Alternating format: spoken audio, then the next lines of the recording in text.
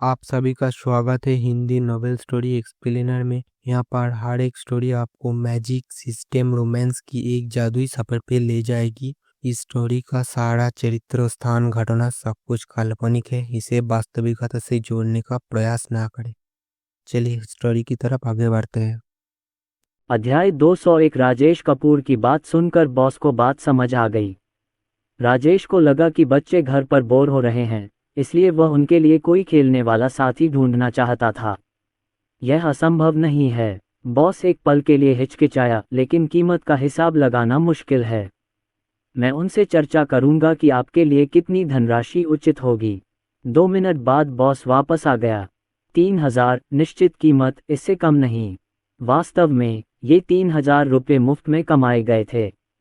ये कीमत राजेश कपूर की स्वीकार्य सीमा के भीतर है। ठीक है, चलो आज ही शुरू करते हैं। राजेश कपूर ने उन्हें मौके पर ही 3000 रुपये दे दिए। जब मैं वापस आया तो मीरा शर्मा जाग चुकी थी। पतिदेव, कहाँ जा रहे हो? नीचे एक डे केयर सेंटर है।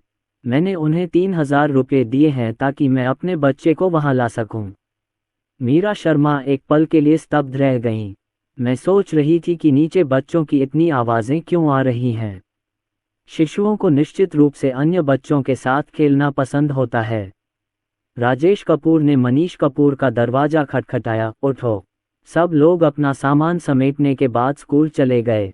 स्कूल के पास कई साझा साइकिलें हैं।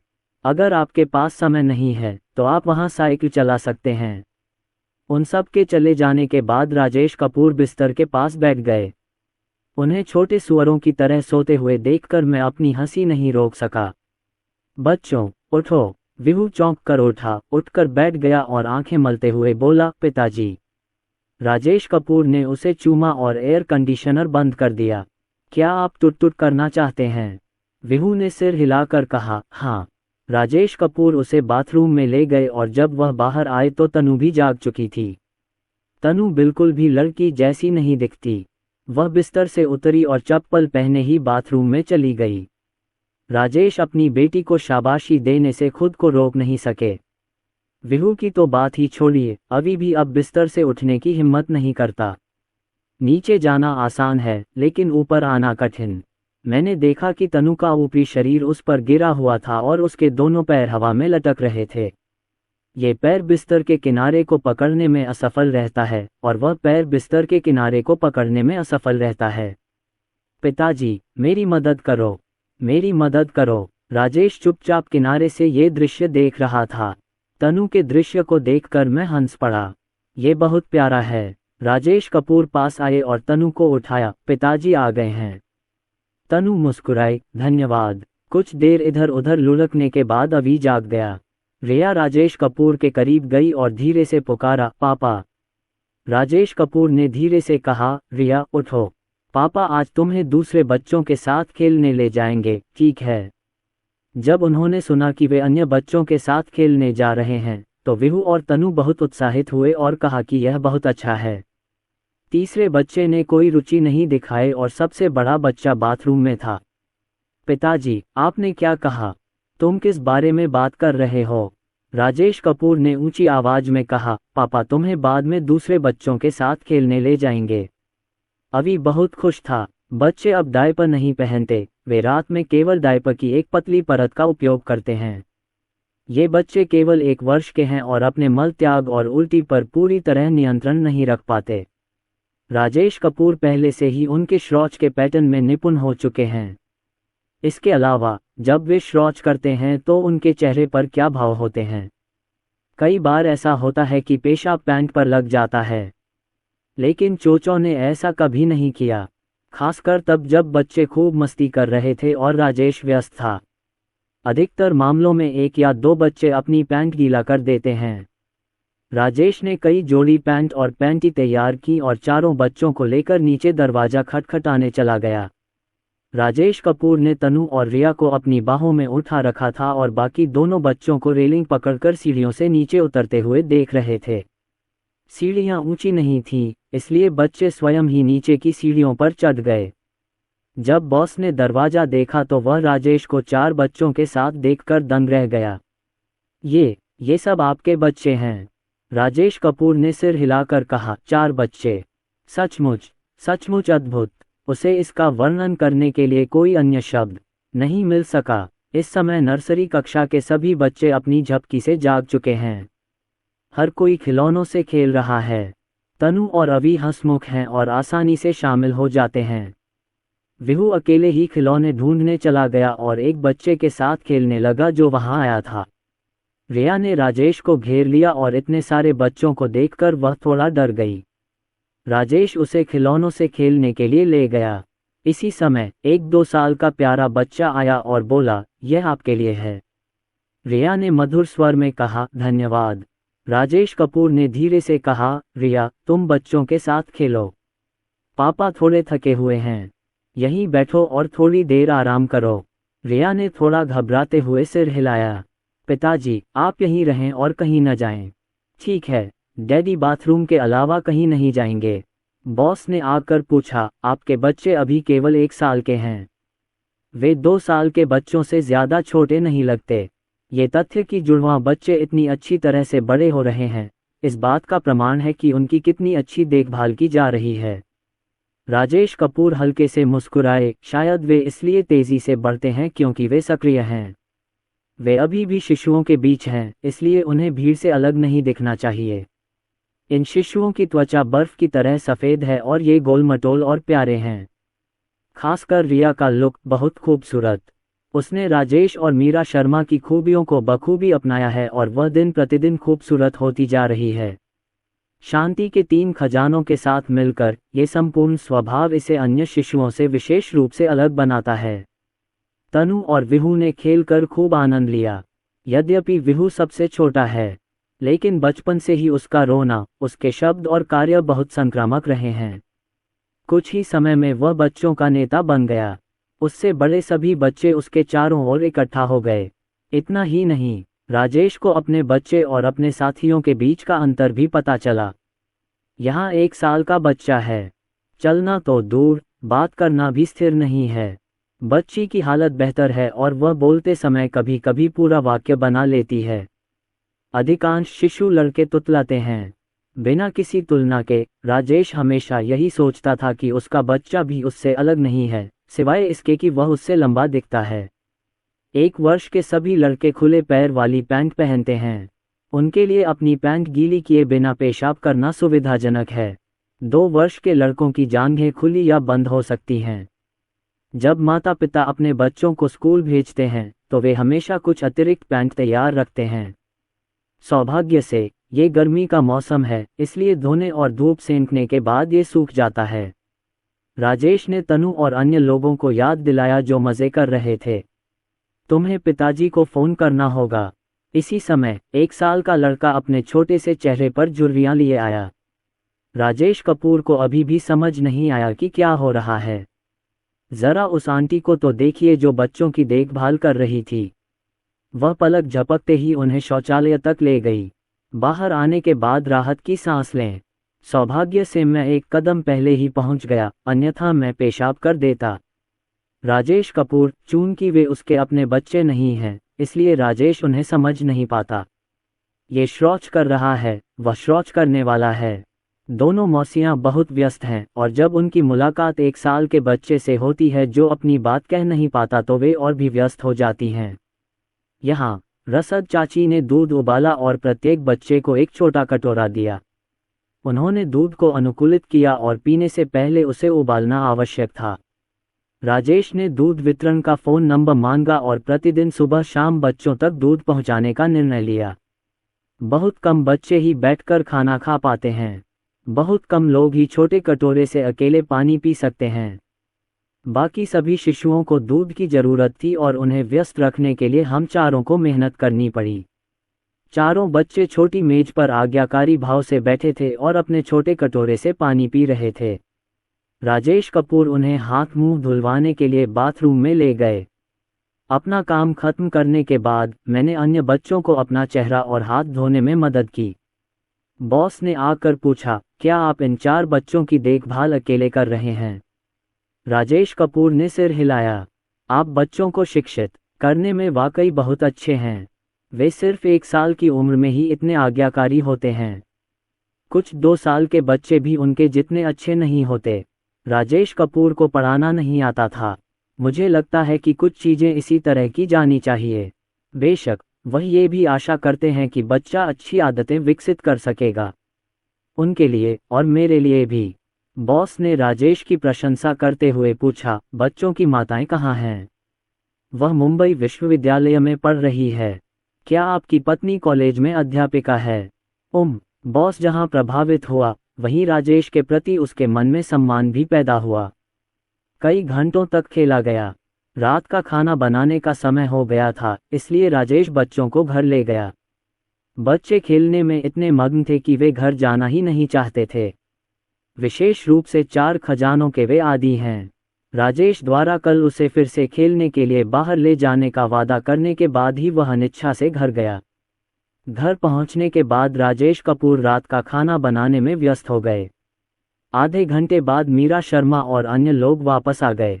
मीरा शर्मा ने बच्चों को चिढ़ाते हुए उनसे पूछा, क्या आपको अन्य बच्चों के साथ खेलने में मजा आया? उन सभी ने कहा कि वे खुश हैं। विहू की आंखें चौड़ी हो गईं और उसने इशारा किया, माँ, यहाँ बहुत सारे हैं। बिल्कुल मेरे जैसे। मीरा शर्मा ने आश्चर्यचकित होने का नाटक किया, सच में? तनु सोफे पर चली गई और मीरा शर्मा की बाहों में बैठ गई। वहाँ स्लाइडें हैं, गेंदें हैं और बहुत सारी मस्ती है। वाह, ये तो मज़ेदार होगा। सभी लोग मीरा शर्मा के चारों ओर इकट्ठा हो गए और बातचीत करने लगे। मीरा शर्मा ने ध्यानपूर्वक सुना, यद्यपि उन्हें कुछ बातें समझ में नहीं आईं। लेकिन इससे प्रदर्शन पर कोई असर नहीं पड़ा। अब खाने का समय हो गया है, क्योंकि मनीष कपूर और उनकी टीम कल से सैन्य प्रशिक्षण शुरू करेगी। संयोगवश कल शनिवार है और मीरा शर्मा की क्लास नहीं है। दंपति ने खरीदारी करने का निर्णय लिया। सैन्य प्रशिक्षण का कार्यक्रम व्यस्त होने के कारण मनीष कपूर, मानसी और अन्य 2 लोग दोपहर के भोजन के लिए वापस नहीं आए। यहाँ ये सचमुच बहुत गर्म है। 9 बजे का सूरज लगभग शाम 6 बजे तक नहीं डूबता। दिन के समय बच्चों को बाहर ले जाना अवास्तविक है। नाश्ते के बाद राजेश ने मीरा शर्मा से कहा कि वह घर पर थोड़ी देर और सोएं, जबकि वह बच्चों को खेलने के लिए नीचे ले गया। राजेश के आने के बाद वह बच्चों की देखभाल में उनकी मदद करेगा। यह ऐसा है जैसे आपके पास आधा अतिरिक्त सहायक हो। दोपहर के समय राजेश बच्चे को वापस ले आया और मीरा शर्मा पहले से ही जाग चुकी थी। दोपहर में जब बच्चे जागे तो वे फिर से बाहर जाकर खेलने के लिए मचल उठे। इस बार दंपति अपने बच्चे को घर लेकर आए। अरे, ये तुम्हारी पत्नी है। वह बहुत सुंदर है। आप दोनों बहुत अच्छी जोड़ी हैं, सुंदर पुरुष और सुंदर महिला। मैं कह रहा था कि अगर बच्चे इतने सुंदर दिखते हैं तो इसका कारण ये होगा कि उनके माता पिता सुंदर हैं। वह एक विश्वविद्यालय की शिक्षिका है, बहुत अद्भुत। वे इतने उत्साहित थे कि मीरा शर्मा को थोड़ी शर्मिंदगी महसूस हुई। यहाँ का वातावरण अच्छा है और बच्चों ने सब कुछ साफ सुथरा रखा है। तनु और विहू मीरा शर्मा को अन्य बच्चों के साथ खेलने के लिए ले गए। बच्चों को इतना उत्साहित देखकर वह मजाक खराब नहीं करना चाहती थी। राजेश, अवी और रिया के साथ ब्लैकबोर्ड पर चित्र बनाने गया। आज एक अतिरिक्त ब्लैकबोर्ड है, इसलिए आप उस पर अपने हाथों से चित्र बना सकते हैं। राजेश कपूर ने मुस्कुराते हुए कहा, पिताजी इसे बनाते हैं और आप लोग इसका अनुमान लगाते हैं, ठीक है? उसने एक तरबूज बनाया। अवी ने प्रश्नों का शीघ्रता से उत्तर देना सीख लिया है। ये तरबूज है। राजेश कपूर बहुत संतुष्ट हुए। हाँ, ये तरबूज है, आप लोग कमाल के हैं। अब आइए एक केला बनाएं। राजेश ने अपनी हस्तकला कौशल को विकसित किया है और वह आसानी से बच्चे के ये सरल रेखा चित्र बना सकते हैं। इस बार रिया ने पहले उत्तर दिया। बाद में और भी बच्चे इसमें शामिल हो गए। राजेश ने मुस्कुराते हुए कहा, इतने सारे बच्चे उत्तर देने के लिए दौड़ रहे थे, इसलिए मैं स्पष्ट रूप से सुन नहीं पाया। ये कैसा रहेगा? जो बच्चे जानते हैं कृपया अपने हाथ ऊपर उठाएं, ठीक है? कुछ बच्चों ने सिर हिलाया क्योंकि उन्हें समझ नहीं आया कि क्या कहा गया। कुछ बच्चों ने सिर हिलाकर कहा कि वे समझ गए हैं। कुछ बच्चे देख रहे थे। इस बार राजेश ने फूलों की पेंटिंग बनाई। कई बच्चों ने हाथ उठाए। लाल कपड़े वाले बच्चे, तुमने सबसे तेज हाथ उठाया। अंकल को बताओ कि यह क्या है। ज़ियाफ़ा। यह अवश्य ही ज़िया हुआ होगा। राजेश ने छोटे लड़के को अंगूठा दिखाया। आपने सही अनुमान लगाया, बहुत बढ़िया। बच्चे लगभग 1 वर्ष के थे और उनका ध्यान विशेष रूप से केंद्रित नहीं था, इसलिए कुछ देर खेलने के बाद राजेश ने खेलना समाप्त कर दिया। दोपहर में सूरज डूबने वाला था। ये दंपति अपने बच्चों को सुपरमार्केट में ले गया ताकि वे वहां जाकर रेफ्रिजरेटर में सामान खरीद सकें।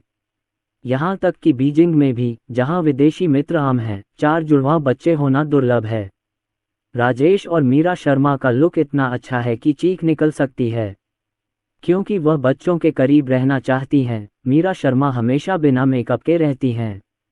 मैंने लिपस्टिक सिर्फ इसलिए लगाई क्योंकि मैं काम पर जा रही थी। अब चूंकि मैं काम पर नहीं हूँ, इसलिए मैंने लिपस्टिक लगाना छोड़ दिया है। समुदाय से कुछ ही दूरी पर एक मध्यम आकार का सुपरमार्केट है, लेकिन वहां पहुंचना थोड़ा कष्टकारी है क्योंकि आपको ओवरपास से होकर जाना पड़ता है। यदि आप ओवरपास नहीं लेते हैं तो आपको इसके चारों ओर से होकर जाना होगा।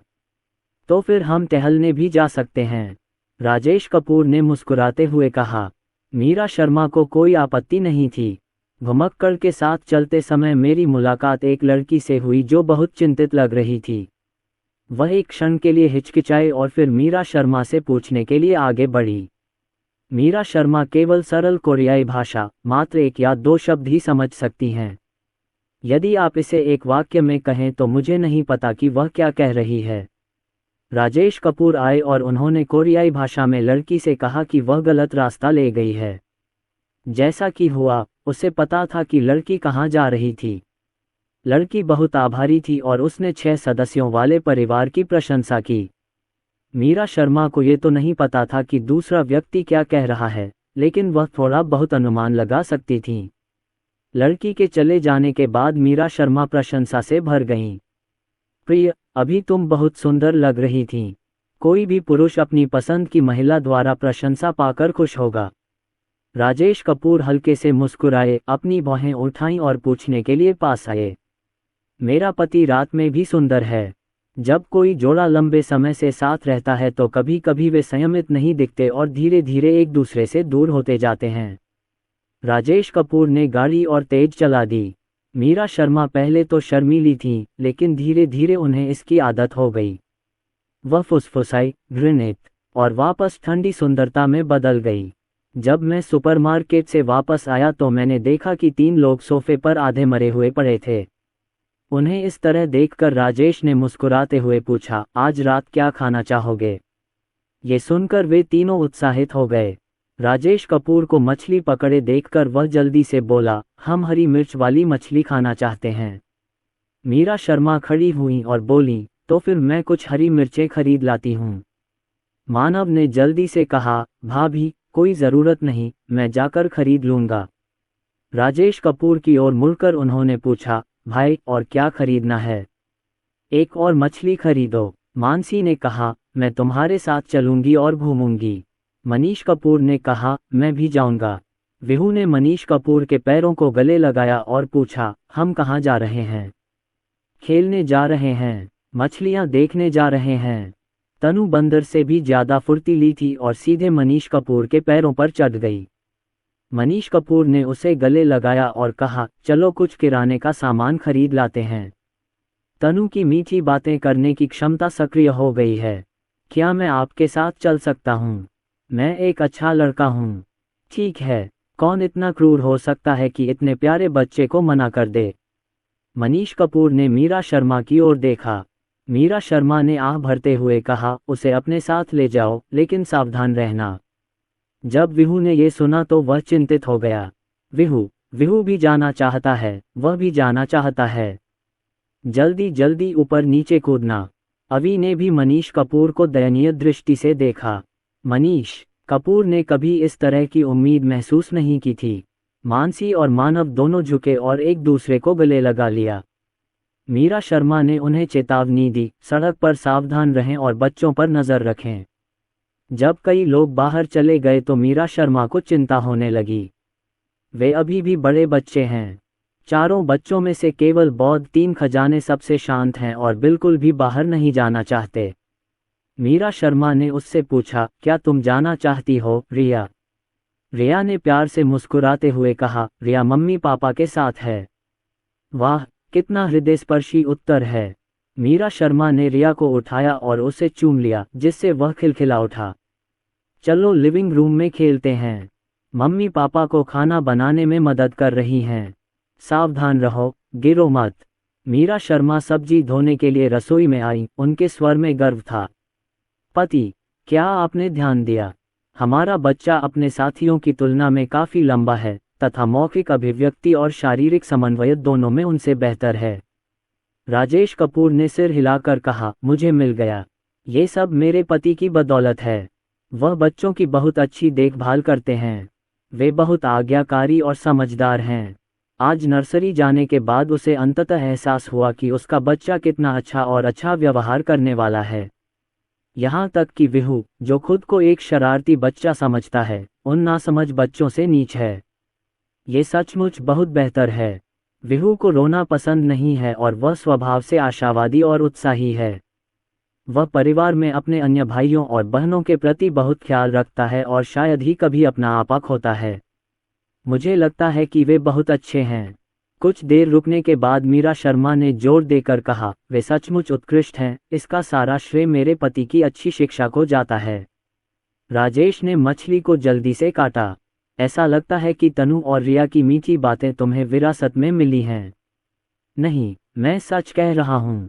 दंपति रसोई घर में व्यस्त रहते हुए बातें करते रहे। कुछ ही देर बाद मनीष कपूर और अन्य लोग वापस आ गए।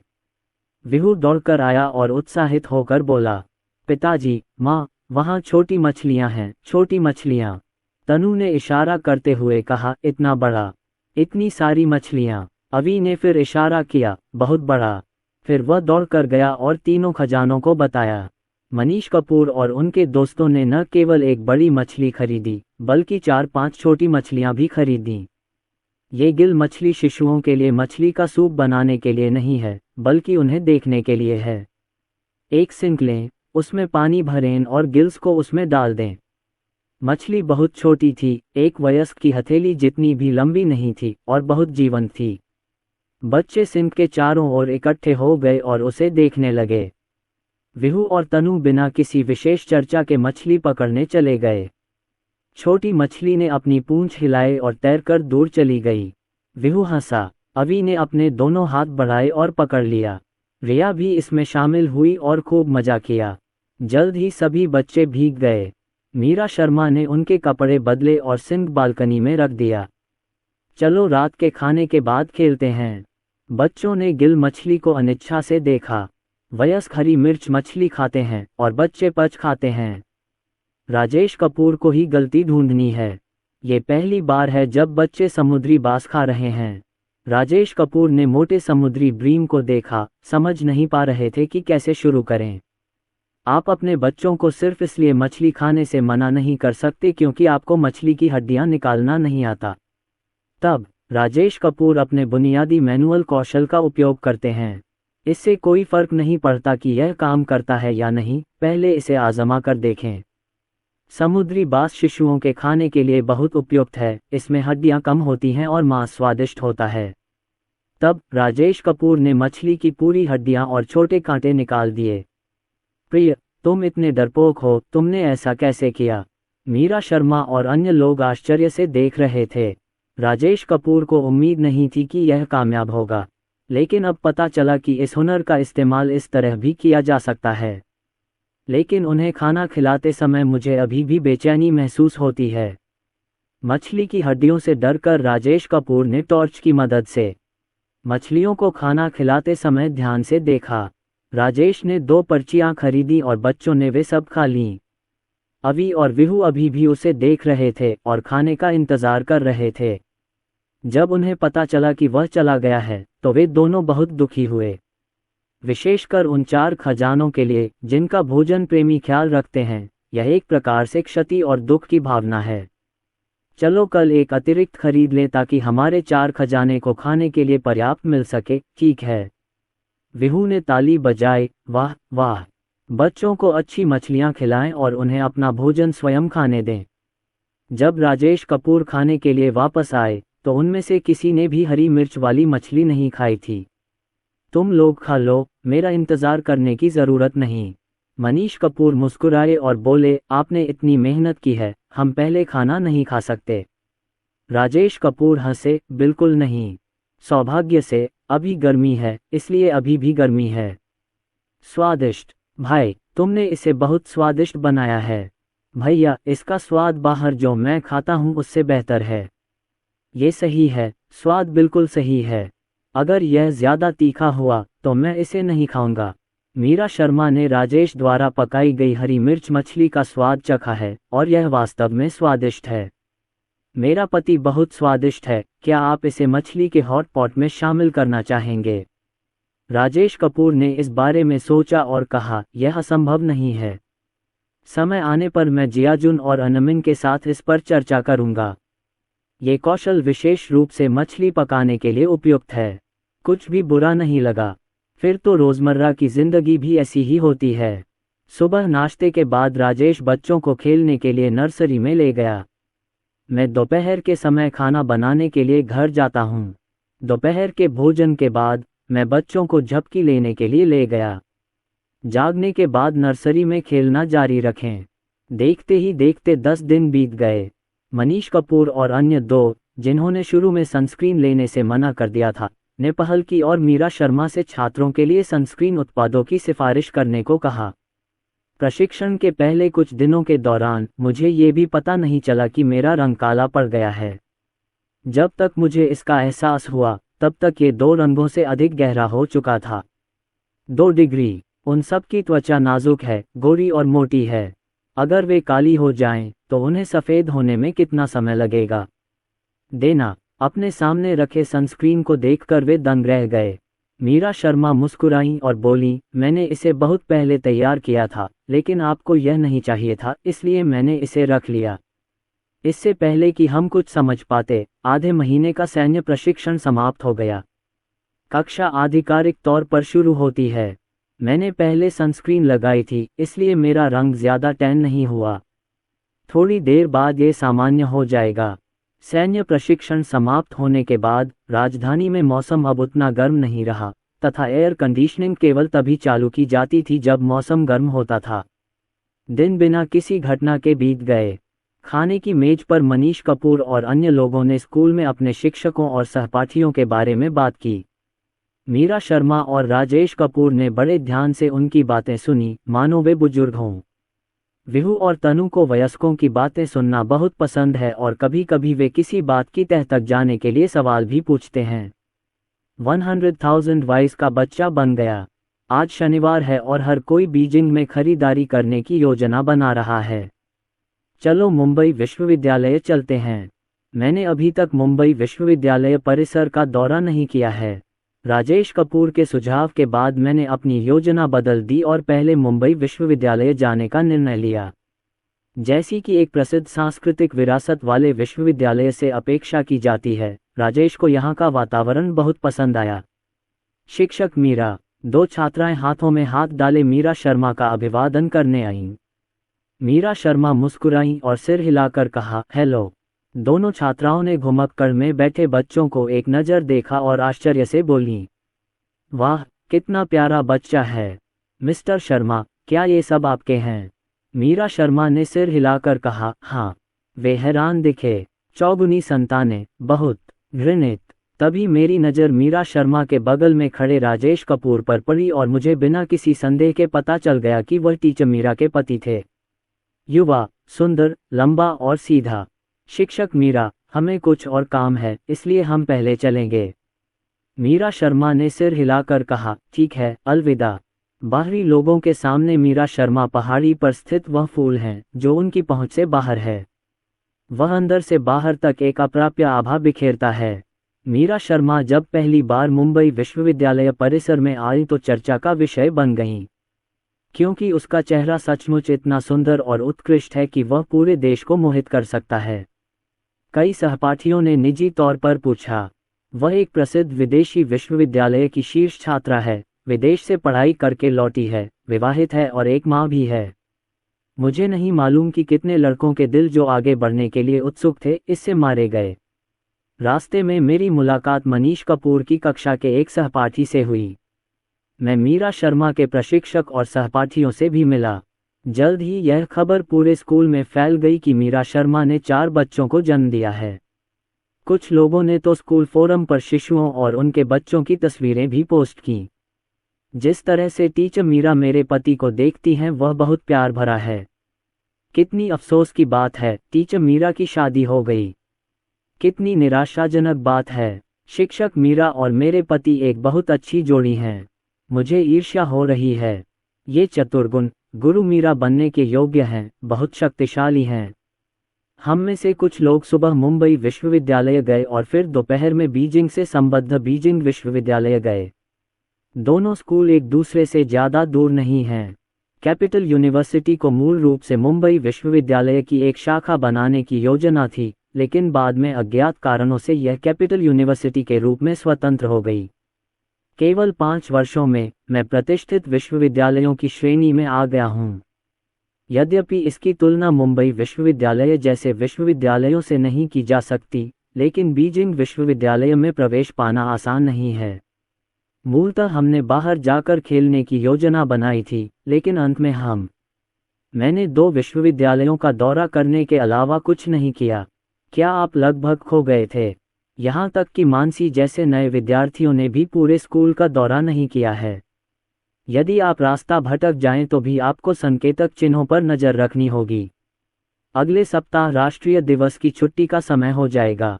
मीरा शर्मा की 1 महीने की ट्रेनिंग भी खत्म हो जाएगी और वह राजेश के साथ घर चली जाएगी। अब से यह घर मनीष कपूर और उनके 2 दोस्तों के रहने के लिए छोड़ दिया जाएगा। पलक झपकते ही 1 सप्ताह बीत गया। चूंकि यह राष्ट्रीय दिवस की छुट्टी है, इसलिए यहाँ बहुत भीड़ होगी। इसलिए राजेश ने 1 सप्ताह पहले ही हवाई जहाज की टिकटें खरीद लीं। मैंने इसे उसी दिन खरीद लिया और निश्चय ही वहाँ कोई सीट खाली नहीं थी। अतिरिक्त उड़ान से हम सुबह सुबह घर पहुँचे। जाने से पहले राजेश कपूर, मनीष कपूर और कुछ अन्य लोगों को अपने साथ ले गए और उन्हें कुछ निर्देश दिए। जब आप बाहर निकलें तो खिड़कियां अवश्य बंद कर लें और यह भी जांच लें कि गैस वाल्व बंद है। इसके अलावा क्या एयर कंडीशनर बंद है और नल ठीक से कसा हुआ है। कमरे का दरवाज़ा भी बंद होना चाहिए। राजेश कपूर ने उन्हें बताया कि सामान कहाँ रखना है, इत्यादि। फिर कई लोग चले गए। राजेश और मीरा शर्मा बच्चों को लेकर नीचे आंटियों का स्वागत करने गए। नर्सरी में ऐसे बच्चे हैं जिनकी देखभाल की ज़रूरत है, इसलिए उन्हें देखभाल करने के लिए किसी की ज़रूरत है। वे अपने बच्चों को छोड़ने के लिए अनिच्छुक थे, इसलिए कुछ मान मनोबल के बाद राजेश बच्चों को ले गया। विहू ने भी अपने सबसे अच्छे दोस्त को अलविदा कहा और बाद में वापस आकर उसके साथ खेलने का वादा किया। वे अपने खिलौने उन लोगों को देते हैं जिन्हें वे अपना सबसे अच्छा दोस्त मानते हैं। बेशक ये वो काम नहीं था जो बच्चे करना चाहते थे। राजेश ने उन्हें मनाने से पहले 2 रातें इस पर काम किया। थोड़े समय के लिए उदास रहने के बाद बच्चे पुनः ऊर्जा से भरपूर हो जाते हैं। वाह, विमान, इतना बड़ा विमान! हम भी हवाई जहाज़ लेना चाहते हैं। ऊंची उड़ान भरना चाहते हैं। क्या कोई सुपरमैन है? वह हवाई जहाज़ से भी ऊंचा उड़ सकता है। बच्चे प्रतीक्षा क्षेत्र में फ्रेंच खिड़कियों के सामने पंक्तियों में खड़े थे। हमने विमान को उतरते देखा और एक दूसरे से बातें की। इस बार जब विमान ने उड़ान भरी और उतरा तो राजेश ने शिशुओं के लिए एक सुरक्षात्मक घेरा बनाया। बच्चे असहज नहीं हैं। मेम्फिस अंतर्राष्ट्रीय हवाई अड्डे पर पहुंचे। मानव के माता पिता राकेश चैन, देवेंद्र कपूर और सुनीता कपूर उसे लेने हवाई अड्डे पर आए। राकेश चैन ने अपने बेटे को गले लगाया और कहा, तुम पतले और काले हो गए हो। मैं आधे महीने से सैन्य प्रशिक्षण ले रहा हूं और अब मैं वहां हूं। राकेश चैन कुछ कहने ही वाले थे कि मानसी बोली, राष्ट्रीय दिवस के बाद मैं अपना वजन कम करना चाहती हूं। राकेश चैन पहले व्यक्ति थे जो अपने बेटे को वजन कम करने की बात करते हुए सुनकर असंतुष्ट हो गए। वजन क्यों कम करें? आप मोटे नहीं हैं। मानसी ने उसकी एक न सुनी। आखिर वो कॉलेज में था और वो भी तो रिश्ता बनाना चाहता था। मानव के माता पिता अपने बेटे को एक तरफ ले गए और अपनी चिंता व्यक्त करते हुए उसे डांटा। मानव मुस्कुराया और बोला, सब ठीक है। राजेश के आसपास होने से श्रीमान और श्रीमती देवेंद्र कपूर जेसन लैम के बारे में बिल्कुल भी चिंतित नहीं हैं। थोड़ा सा गहरा होने के अलावा इसमें कोई बदलाव नहीं दिखता। मेरठ में मेरा अपना घर है, इसलिए राजेश कपूर जुहू विला में लौट आए। दरवाज़ा खोलकर अंदर जाने पर मैंने पाया कि छोटा सा आंगन बहुत खूबसूरती से साफ किया गया था। आंगन में गैर विषैले प्लास्टिक का ट्रैक बिछाया गया है। बगीचे के अलावा बच्चों के खेलने की सुविधाएं भी हैं। स्लाइड, बास्केट और झूले का एक सेट। देवेंद्र कपूर ने स्थापना उपकरणों के 2 सेट खरीदे ताकि उनके 4 बच्चे स्वतंत्रतापूर्वक खेल सकें। यद्यपि छोटे बगीचे में उगे फूल सुंदर हैं, लेकिन वे मच्छरों और कीड़ों को आकर्षित करते हैं। इसलिए देवेंद्र कपूर और उनकी पत्नी ने पुदीना जैसे कुछ मच्छर भगाने वाले फूल लगाए। जैसे ही दरवाज़ा खुला, रैम्बो और मिठू आ गए। खासकर रैम्बो, 1 महीने तक उसे न देख पाने के कारण वह पागल हो रहा है। प्रोपेलर की पूंछ खुशी से घूमी और उछली। इस बार जब मैं बीजिंग गया तो मैं उन्हें अपने साथ नहीं ले गया और मेरठ के विला में ही छोड़ आया। मिट्ठू भी आया और राजेश कपूर के पैरों को सहलाता रहा, लगातार म्याऊं म्याऊं करता रहा। बच्चे विमान में सो गए। हवाई अड्डे से बाहर निकलते ही मुझे ताजगी महसूस हुई। रैम्बो और मिट्ठू बच्चों के छोटे दोस्त जैसे हैं और उन्हें देखकर बहुत खुशी होती है। एक कुत्ता, एक बिल्ली और 4 बच्चे, सभी एक साथ खेल रहे थे।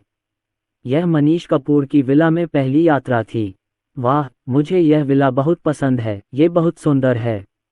भैया, भाभी, मैं मिलने जा रहा हूँ। ये कहकर वह कुछ क्लिक करके ऊपर चला गया। सुनीता कपूर ने कहा, मैंने रसोई के लिए सारे बर्तन, कढ़ाई और अन्य सामान पहले ही खरीद लिए हैं। साथ ही मास्टर बेडरूम और 4 दूसरे बेडरूम के लिए ठंडे पेय पदार्थ भी खरीद लिए हैं। आपको कुछ भी तैयार करने की ज़रूरत नहीं है। मीरा शर्मा ने सुनीता कपूर को उनकी विचारशीलता के लिए धन्यवाद दिया।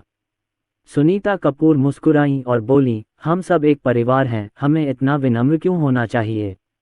वहाँ एक रेफ्रिजरेटर भी है। मैंने तुम्हारे लिए वहाँ फल, चिकन, बत्तख, मछली और मांस रखा है। मैंने आपके लिए और बच्चों के लिए भी कुछ वॉन्टन बनाए हैं जो रेफ्रिजरेटर में हैं। वे दोपहर के भोजन के बाद चले गए और तब तक 5 बजने में कुछ ही समय बाकी था। मेरठ का मौसम राजधानी जितना गर्म नहीं है और जुहू विला में तो और भी ठंडा है। सुनीता कपूर उनके लिए कुछ वॉन्टन बनाने के लिए रसोई में गईं और उन्होंने आधे घंटे से भी कम समय में उन्हें खा लिया। अव्यवस्था बहुत छोटी है, प्रत्येक बच्चे के लिए एक। सुनीता कपूर इसे बनाने के लिए झींगा का उपयोग करती हैं, जो कोमल और ताज़ा होता है। जब ये ठंडा हो जाए तो बच्चों को रात के खाने के लिए आने दें। जल्दी मत करो, पहले फूंको, खाने से पहले फूंको। सुनीता कपूर को डर था कि वे जल जाएंगे, इसलिए वह उन पर कड़ी नज़र रखती थीं। राजेश, मीरा शर्मा और मनीष कपूर रेस्टोरेंट में खाना खा रहे थे। सुनीता कपूर के पकौड़े विभिन्न स्वादों में उपलब्ध हैं और उनमें से एक को खाना किसी खजाने की खोज करने जैसा है। राजेश कपूर ने पूछा, पापा, मम्मी, आप राष्ट्रीय दिवस की छुट्टियों में कहाँ खेलने जा रहे हैं। सुनीता कपूर ने सिर हिलाया, मैं बाहर नहीं जा रही हूँ। ये कुछ दिन पर्यटन के चरम सीजन के हैं। अगर मैं बाहर जाती हूँ तो बस लोगों को देख पाऊंगी और कतार में लग पाऊंगी। अगर मेरे पास इतना समय होता तो मैं घर पर टीवी देखना और एयर कंडीशनर चालू करना पसंद करता। जैसा कि आप युवा लोग कहेंगे, क्या इसका स्वाद अच्छा नहीं है। देवेंद्र कपूर मुस्कुराए और बोले, बिल्कुल। मैंने आज समाचार देखा और उसमें बताया गया था कि उन पर्यटक आकर्षणों पर लंबी लाइनें लगी हुई थीं। मैं 2 घंटे की यात्रा के लिए 2 मिनट का इंतजार नहीं करना चाहता। आपके बच्चे हैं, इसलिए छुट्टियों में उन्हें बाहर ले जाना और भी अधिक थकाऊ होता है। सुनीता कपूर ने कहा, अगर तुम बाहर जाकर खेलना चाहती हो तो जाओ, मैं तुम्हारे बच्चों की देखभाल करूंगी। राजेश कपूर ने मीरा शर्मा की ओर देखा। मीरा शर्मा ने सिर हिलाया, मैं बस कुछ दिन घर पर चुपचाप रहना चाहती हूँ, मैं कहीं नहीं जाना चाहती। राजेश कपूर भी ऐसा ही सोचते थे। बाहर बहुत गर्मी है और बहुत सारे लोग हैं। बेहतर है कि घर पर ही रहें और शांत रहें। जब मौसम ठीक हो जाएगा तो हम बच्चों को बाहर घुमाने ले जा सकते हैं। रात के खाने के बाद मनीष कपूर ने कहा कि वह घर नहीं जाना चाहते और एक रात यहीं रुकना चाहते हैं। बेशक राजेश को कोई आपत्ति नहीं होगी। शाम को बच्चे आंगन में खेलने चले गए। देवेंद्र कपूर और उनकी पत्नी जाने से पहले कुछ देर तक चारों बच्चों के साथ खेले। राजेश कपूर ने शिशुओं पर सुरक्षात्मक अवरोध कौशल डाला। मच्छर और कीड़े बच्चों के पीछे नहीं आएंगे। कुछ ही दूरी पर पंखा चल रहा था। मीरा शर्मा बच्चों के साथ खेली और उन्हें पंखा झलती रहीं। राजेश ने कुछ तरबूज काटे और आया। बच्चों को हाथ धुलवाने के लिए आंगन के एक कोने में ले जाएं। यहाँ एक वॉश बेसिन है और पानी को सीधे पिया जा सकता है, जो बहुत सुविधाजनक है। बच्चों के हाथ धुलवाएं, उन्हें बिब पहनाएं और तरबूज खिलाएं। राजेश कपूर ने भोजन को बहुत छोटे टुकड़ों में काटा और प्रत्येक बच्चे को एक छोटा कटोरा दिया, जिसे उन्होंने कुछ ही समय में खत्म कर दिया। विहू ने सबसे तेजी से खाना खाया और एक ही बार में उसे खत्म कर दिया। राजेश कपूर ने उन्हें कुछ और। रिया ने धीरे धीरे और आराम से खाना खाया, बिल्कुल भी जल्दबाजी नहीं की। मीरा शर्मा तनु के बगल में बैठी थी। तनु ने तरबूज का एक टुकड़ा उठाया और कहा, मम्मी, इसे खा लो। मीरा शर्मा ने एक निवाला खाया और बोली, धन्यवाद तनु। तनु ने मीठी मुस्कान के साथ कहा, आपका स्वागत है। ये देख रिया के बगल में बैठे राजेश कपूर ने सिर झुकाकर उसकी ओर देखा। उसने जानबूझकर अपना मुंह थोड़ा सा खोला, सिर्फ ये देखने के लिए कि क्या रिया प्रतिक्रिया कर सकती है। रिया ने पलकें झपकाईं। फिर राजेश को तरबूज का एक टुकड़ा दे दो। राजेश कपूर ने खुश होकर कहा, धन्यवाद रिया। रिया ने उसकी बात अनसुनी कर दी और खाना जारी रखा। पीछे मुड़कर मैंने देखा कि विहू ने अपना दूसरा कटोरा खत्म कर दिया था, केवल आखिरी टुकड़ा ही बचा था। राजेश ने फिर वही पुरानी चाल चली। विहू के हाथ में आखिरी टुकड़ा था और उसने एक क्षण की हिचकिचाहट के बाद पूछा, पिताजी, क्या आप खाना चाहेंगे? राजेश कपूर ने सिर हिलाया, हाँ पापा, विहू का ये टुकड़ा खाना चाहते हैं, क्या ये ठीक है? विहू और भी अधिक झिझकने लगा, उसका चेहरा भ्रम से भर गया।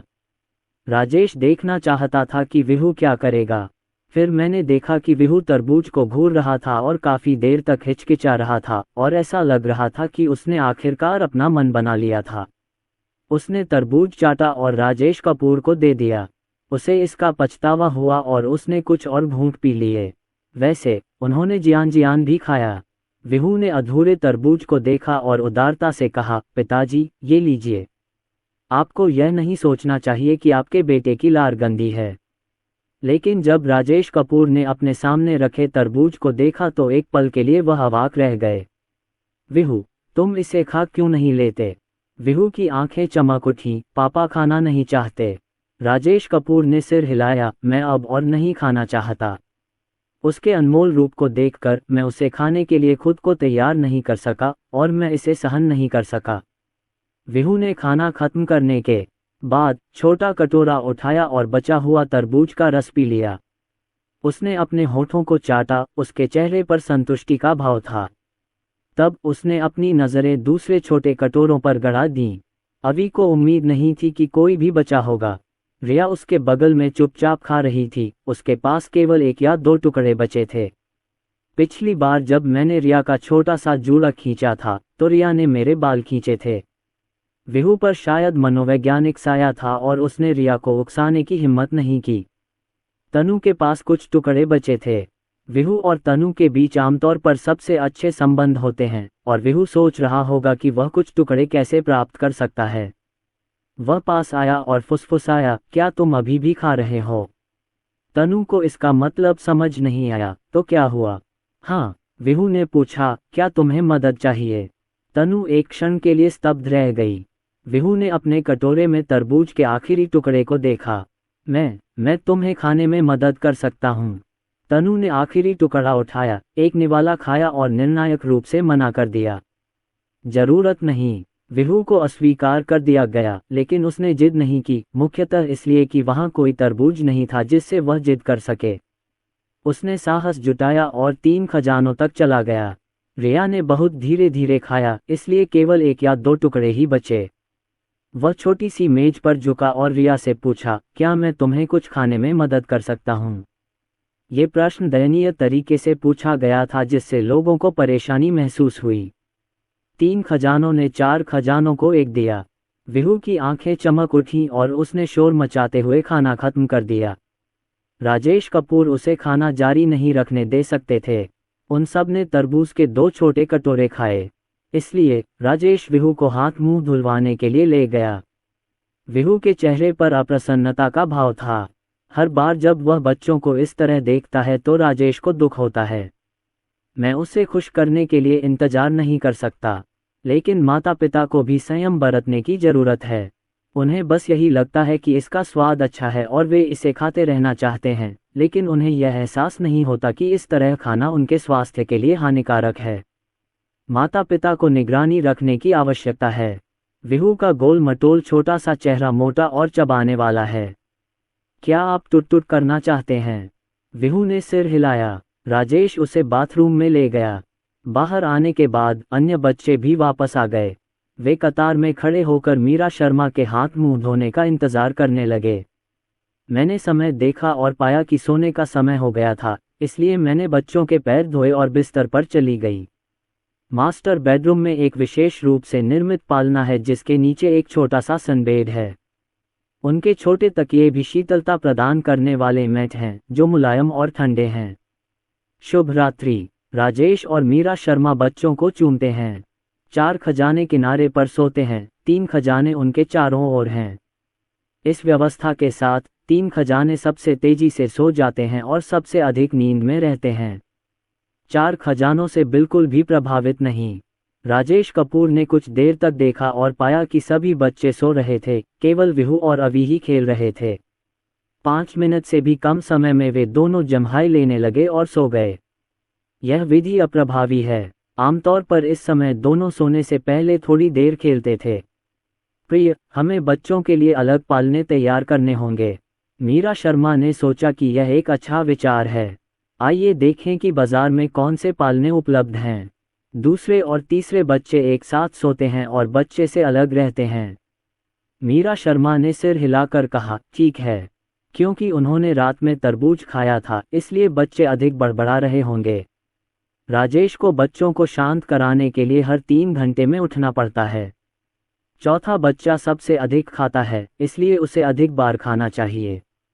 गर्मियों में 5 बजे के बाद ही उजाला होता है। मास्टर बेडरूम में सूर्य की रोशनी को रोकने के लिए पर्दे लगे हैं। राजेश कपूर ने समय देखा और नाश्ता बनाने चले गए। रैम्बो का काम शिशुओं पर नजर रखना है। जब वे जागे तो रैम्बो राजेश कपूर को बुलाने नीचे आया। राजेश कपूर ने रतालू का दलिया पकाया और कुछ अन्य व्यंजन भी मिलाए। अब नाश्ता अलग अलग नहीं परोसा जाता, बल्कि इसे इस तरह पकाया जाता है कि वयस्क और शिशु दोनों इसे खा सकें। रैम्बो धड़ाम से नीचे आया और राजेश कपूर को पुकारा। बच्चे जाग गए। वास्तव में विहू जाग गया और रोने लगा। राजेश ने विहू को पालने में तो नहीं देखा, लेकिन बाथरूम में कुछ शोर सुना। मैंने देखा कि विहू स्तब्ध होकर शौचालय पर बैठा हुआ शौच कर रहा था। राजेश कपूर पास आए और पूछा, विहू? विहू चौंक कर उठा और पूरी तरह से होश में आ गया। उसने पलकें झपकाईं और राजेश कपूर की तरफ देखा। राजेश कपूर ने उन्हें सहारा दिया ताकि अगर वह झपकी ले ले तो नीचे न गिरें। विहू ने जम्हाई ली। Good morning dad. विहू, सुप्रभात। राजेश कपूर ने अपने बेटे को चूमा। पिताजी बाहर तुम्हारा इंतजार कर रहे हैं। जब तुम्हारा काम हो जाए तो पिताजी को फोन कर देना। विहू गुनगुनाया। 2 मिनट से भी कम समय में विहू की आवाज बाथरूम से आई। पापा, मेरी गांड पोंछ दो। विहू तैयार है। राजेश कपूर अंदर आए और चारों खजानों को पैक कर दिया तथा रैम्बो को उनकी देखभाल करने को कहा। राजेश कपूर ने पूछा, विहू, खाना टेबल पर है, क्या तुम अकेले नीचे जा सकते हो? विहू ने सिर हिलाया और धड़ाम से चला गया। रैम्बो, विहू का पीछा करो। राजेश कपूर ने रैम्बो को सीढ़ियों पर छिपकर देखने को कहा। तभी मैंने देखा कि विहू रेलिंग पकड़कर सीढ़ियों से एक एक कदम नीचे उतर रहा है। रैम्बो उसके पीछे पीछे चल रहा था। विहू के नीचे जाने के बाद राजेश कपूर भी चुपचाप नीचे चले गए। देखो कि विहू अगली बार नाश्ता करने जाएगा या नहीं। चारों बच्चे बहुत अच्छे व्यवहार वाले थे।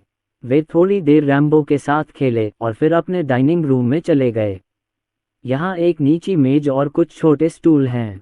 इसकी ऊंचाई बच्चों के बैठने और खाने के लिए बिल्कुल सही है। राजेश कपूर ने पहले से ही दलिया और चावल की छोटी कड़छी, तली हुई ककड़ी और टोफू तैयार कर रखा है।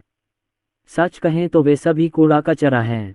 हालांकि टोफू के कण छोटे होते हैं जो शिशुओं के लिए स्वयं खाने के लिए उपयुक्त होते हैं। राजेश ने बच्चों के लिए जो व्यंजन बनाए उनमें केवल थोड़ा सा नमक डाला। चूंकि गर्मी का मौसम था, इसलिए राजेश ने बच्चों को थोड़ा अधिक खाना दिया और इससे बच्चों के स्वास्थ्य पर कोई असर नहीं पड़ा। इसके अलावा शिशुओं ने पोषण संबंधी तरल पदार्थ भी पिए। समान आयु के अन्य शिशुओं की तुलना में अधिक मजबूत, उनकी प्रतिरोधक क्षमता भी समान आयु के शिशुओं की तुलना में अधिक होती है। विहू ने अपना छोटा कटोरा लिया, बैठ गया, छोटी करछूल उठाई और खाना शुरू कर दिया। जब मैंने पहला निवाला खाया तो मैं गलती से जल गया और मैंने अपना मुंह ढक लिया तथा सिर हिलाया। राजेश कपूर का दिल बैठ गया। जब मैं बाहर जाकर देखने की योजना बना रहा था, विहू ने फिर से चावल का छोटा बर्तन उठाया, उस पर थोड़े से चावल डाले और खाने से पहले उस पर फूंक भी मारी। राजेश कपूर ने कुछ देर तक निरीक्षण किया और पाया कि विहू बहुत अच्छा खा रहा था। रैम्बो के साथ कभी कभार बातचीत के अलावा उसने कोई अन्य छोटी मोटी हरकत नहीं की और वह पूरी तरह एकाग्र था। राजेश बहुत संतुष्ट हुआ और विहू को ये बात बताने के लिए उसके पास गया। विहू, खाने के बाद इस जगह को कागज से पोंछ देना। राजेश कपूर ने अपने मुंह की ओर इशारा किया। विहू ने सिर हिलाया। राजेश कपूर ने कहा, खाना खत्म करने के बाद लिविंग रूम में खेलो, पिताजी जल्द ही नीचे आ जाएंगे। विहू ने फिर सिर हिलाया। अन्य शिशुओं को साफ करने में लगभग 15 मिनट लग गए। राजेश कपूर ने मन ही मन सोचा कि अब तक तो विहू को खाना खत्म कर लेना चाहिए था। नीचे जाने के बाद विहू और रैम्बो खेल रहे थे और वहां आ गए। पिताजी, मुझे भूख लगी है। राजेश ने बच्चों से कहा कि वे बैठ जाएं और आज्ञाकारी होकर खाना खाएं। वह मुड़ा और विहू को एक और छोटा कटोरा परोसा। विहू ने खुशी से खाना खाया। राजेश ने बच्चों से कहा, बच्चों, अगर तुम्हें और चाहिए तो पापा से कह देना। इस पर बिखरी हुई प्रतिक्रियाएं आईं। इस समय मीरा शर्मा ने नहा धोकर नीचे चली गईं। सुप्रभात पति। राजेश कपूर ने उसे चूमा और कहा, खाने का समय हो गया है। दंपति ने चुपचाप अपना भोजन समाप्त किया और बच्चों को आधे घंटे तक आराम करने दिया। उसके बाद वे आंगन में खेलने चले गए। प्रिय, चलो आज दोपहर फीनिक्स चलें और मरम्मत कार्य की प्रगति देखें। देवेंद्र कपूर ने एसयूवी को राजेश कपूर को चलाने के लिए छोड़ दिया ताकि उन्हें कहीं भी जाने में सुविधा हो। दोपहर में राजेश ने बच्चों को नींद से जगाया। बाहर घंटी बजने की आवाज आ रही थी। कॉल कनेक्ट होते ही जतिन कपूर छोटे पर्दे पर नजर आए। क्या ये मेरी भाभी हैं? मेरे लिए दरवाज़ा खोलो। अच्छा, पता चला कि जतिन कपूर उनसे मिलने आए थे और राजेश कपूर ने मोटे तौर पर अंदाजा लगा लिया कि वह क्या करना चाहते हैं। Ding dong, ding dong. घर की घंटी बजी। मीरा शर्मा ने दरवाज़ा खोला और कहा, अंदर आइए। जैसे ही जतिन कपूर घर में दाखिल हुए, वे आश्चर्य से बोले, यह मेरठ का ऐतिहासिक विला होने के योग्य है। इसका डिज़ाइन बिल्कुल अद्भुत है। मीरा शर्मा के नेतृत्व में हम लिविंग रूम में आए। मुझे पानी पिलाने की कोई ज़रूरत नहीं है, आप बहुत विनम्र हैं। राजेश कपूर कहाँ है? मीरा शर्मा ने उसे सुगंधित चाय का एक कप दिया और कहा, ऊपर जाओ और बच्चों की देखभाल करो जब तक वे जाग न जाएं। जतिन कपूर ने कहा, ओह, और चारों ओर देखने के लिए खड़े हो गए। बुरा नहीं है। अगर बुढ़ापे में मेरे पास ऐसा घर होता तो मैं वहां आराम से रह पाता। ये घर बहुत महंगा है। महंगा ही होगा, है ना? कितना है? मीरा शर्मा ने सिर हिलाते हुए कहा, मुझे नहीं पता, राजेश ने इसे खरीदा है। मैं बच्चे की देखभाल करने जा रहा हूँ। वह जल्द ही नीचे आ जाएगा। जतिन कपूर ने जल्दी से कहा, आप लोग व्यस्त हैं? व्यस्त हैं? मैं बस आपसे मिलने आया था और कुछ करने को नहीं है। कोई जल्दी नहीं है। उन्होंने हाल ही में कुछ पैसे कमाए थे और उनका दूसरा बच्चा होने वाला था, इसलिए वह एक विला खरीदने के बारे में सोच रहे थे। जब आप अधिक पैसा कमाते हैं तो स्वाभाविक रूप से आप अपने परिवार को बेहतर जीवन देना चाहते हैं। अतीत में उन्होंने कहा था कि जब तक उनके पास पैसा रहेगा वे एक विला खरीद लेंगे। जब उन्होंने मुंबई में राजेश कपूर का विला देखा तो उनका विचार और भी गहरा हो गया। अब इस विला को देखो। जो लोग इसे खरीदने में सक्षम हैं वे भी इस तरह का विला खरीदना चाहते हैं। लेकिन वह बस इसके बारे में सोच रहा था। मजाक कर रहा हूँ। भले ही उन्होंने इसके बारे में नहीं पूछा, लेकिन उन्हें पता था कि जुहू विला में स्थित विला बहुत कीमती है। फिलहाल उनके पास 1 या 2 मिलियन की बचत है। वह यहाँ एक विला खरीदने का सपना देख रहा होगा। करोड़ों की बचत के बिना इसे प्राप्त करना असंभव है। जतिन कपूर को ईर्ष्या तो हुई, लेकिन उन्होंने खुद से कहा कि पैसा कमाने के लिए कड़ी मेहनत करो। मुझे आशा है कि एक दिन मैं अपने परिवार को ऐसे ही विला में रहने दूंगी। जब मैं इस बारे में सोच ही रहा था, राजेश बच्चों के साथ नीचे आ गया। सभी को नमस्कार, क्या आपको मैं याद हूँ?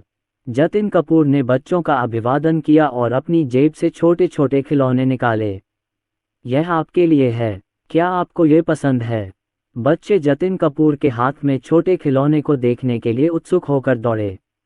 पता चला कि जतिन कपूर के हाथ में 12 राशि चक्र जानवरों की मानवरूपी गुड़िया थीं। उसने ये सब बच्चों को दे दिया। मुझे ये चाहिए, ये लड़कियों के लिए है। इसकी पूंछ ड्रैगन जैसी है। ये बहुत सुंदर है, क्या ये राजकुमारी है? 1 वर्ष के बच्चों को मनाना आसान होता है। उन्हें एक छोटा सा खिलौना देकर उन्हें खुश किया जा सकता है। उन्होंने छोटे खिलौने निकाले और राजेश और मीरा शर्मा को दिखाए। तनु अपने हाथ में एक छोटा खरगोश पकड़े हुए है। पिताजी, क्या मैं सुंदर हूँ? राजेश कपूर मुस्कुराए और बोले, बहुत सुंदर। विहू ने एक छोटा सा बाघ पकड़ा हुआ है। पिताजी, बाघ, दहाड़ो। राजेश ने अतिशयोक्ति करते हुए कहा, वाह, कितना खूंखार छोटा बाघ है। पापा तो बहुत डरे हुए हैं। इससे विहू खिलखिलाकर हंस पड़ा। अभी एक छोटे अजगर को पकड़े हुए है। माँ, क्या ये ड्रैगन है? मीरा शर्मा ने अवी की तारीफ करते हुए कहा, अवी बहुत स्मार्ट है, ये तो ड्रैगन है। अवी हैरान था। मीरा शर्मा ने छोटे अजगर को पकड़ लिया और कहा, देखो, यह अजगर का सींग है और यह अजगर की पूंछ है। अवी ने अपनी आंखें झपकाईं, लेकिन अवी को लगता है कि यह यूयू जैसा दिखता है। ड्रैगन कुछ कुछ मछली जैसे दिखते हैं और समुद्र में रहते हैं। क्या यह अद्भुत है? यह आश्चर्यजनक है, ये सचमुच आश्चर्यजनक है। क्या ये कोई जानवर है? हाँ, तो मम्मी अवी को दिखाने ले जाएंगी, ठीक है। वास्तव में ड्रैगन अस्तित्व में नहीं है। मीरा शर्मा को लगा कि 1 साल का बच्चा इसे समझ नहीं पाएगा और व्याख्या भी बहुत जटिल थी। अवी के ज्ञान की प्यास से भरे चेहरे को देखकर मीरा शर्मा एक पल के लिए अवाक रह गईं और उन्हें समझ नहीं आया कि क्या जवाब दें। इसी समय तनु 2 और लोगों के साथ आए। माँ, क्या ये गाय है? यह क्या है? माँ, देखो, यह एक चूहा है। ये छोटा चूहा क्या है? ओह, यह एक जानवर है जो लोगों के घरों में आता है और भोजन चुराता है।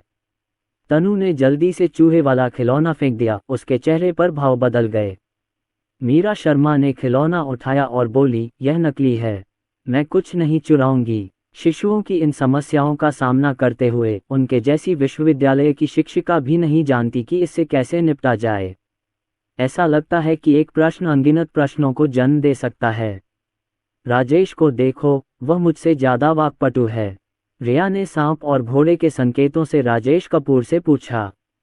पिताजी, यह क्या है? यह एक सांप है। याद है जब हम चिड़ियाघर गए थे और वहां हमें वो लंबी, हिलती हुई चीजें मिली थीं, तो वे सांप ही थे। रिया थोड़ी उलझन में थी। भविष्य में जब हमारे पास समय होगा, तो पिताजी आपको चिड़ियाघर ले जाएंगे ताकि हम जान सकें कि सांप कैसे दिखते हैं। रिया एक क्षण के लिए हिचकिचाई और सिर हिला दिया। अवी, जिसने मीरा शर्मा से ड्रैगन शब्द के बारे में नहीं पूछा था, दौड़ता हुआ आया। पिताजी, यह क्या है? मीरा शर्मा। राजेश कपूर मुस्कुराए और बोले, ये तो ड्रैगन है। क्या ये शक्तिशाली है? ये तो अद्भुत है। अवी का स्वाद बहुत अच्छा है। तो पापा, क्या आप मुझे ड्रैगन दिखाने ले चलेंगे? अवी ड्रैगन देखना चाहता है। ठीक है, लेकिन इसमें समय लगेगा। अच्छा। मीरा शर्मा ने स्पष्ट रूप से इसे महसूस किया। राजेश का सामना करते समय अवी के लिए समझौता करना बहुत आसान है। जब आपका सामना स्वयं से हो तो बस उसका पीछा करते रहें। बच्चे इकट्ठे होकर काफी देर तक प्रश्न पूछते रहे और राजेश कपूर ने धैर्यपूर्वक उनके उत्तर दिए। पास खड़े जतिन कपूर ने राजेश कपूर की प्रशंसा की। आप बहुत धैर्यवान हैं। जब मेरा बेटा किंडरगार्टन में जाने लगा तो उसने 100,000 बार क्यों पूछना शुरू कर दिया। कुछ को मैं जानता हूं और मैं आपको उनके बारे में थोड़ा बता सकता हूं। कुछ बातें जो मुझे नहीं पता, मैं केवल बना सकता हूँ और मैं आपसे पूछता रहता हूँ। ये बात कहते हुए जतिन कपूर को सिरदर्द होने लगता है। वह कोई विश्वकोश नहीं है जो सब कुछ जानता हो। मुद्दा यह है कि बच्चों के प्रश्न अजीब होते हैं। राजेश ने दिलचस्पी से पूछा, जियाओवन ने क्या पूछा? जब हम पड़ोस में जाते थे तो वह बगीचे में पेड़ों की ओर इशारा करते और मुझसे सवाल पूछते थे।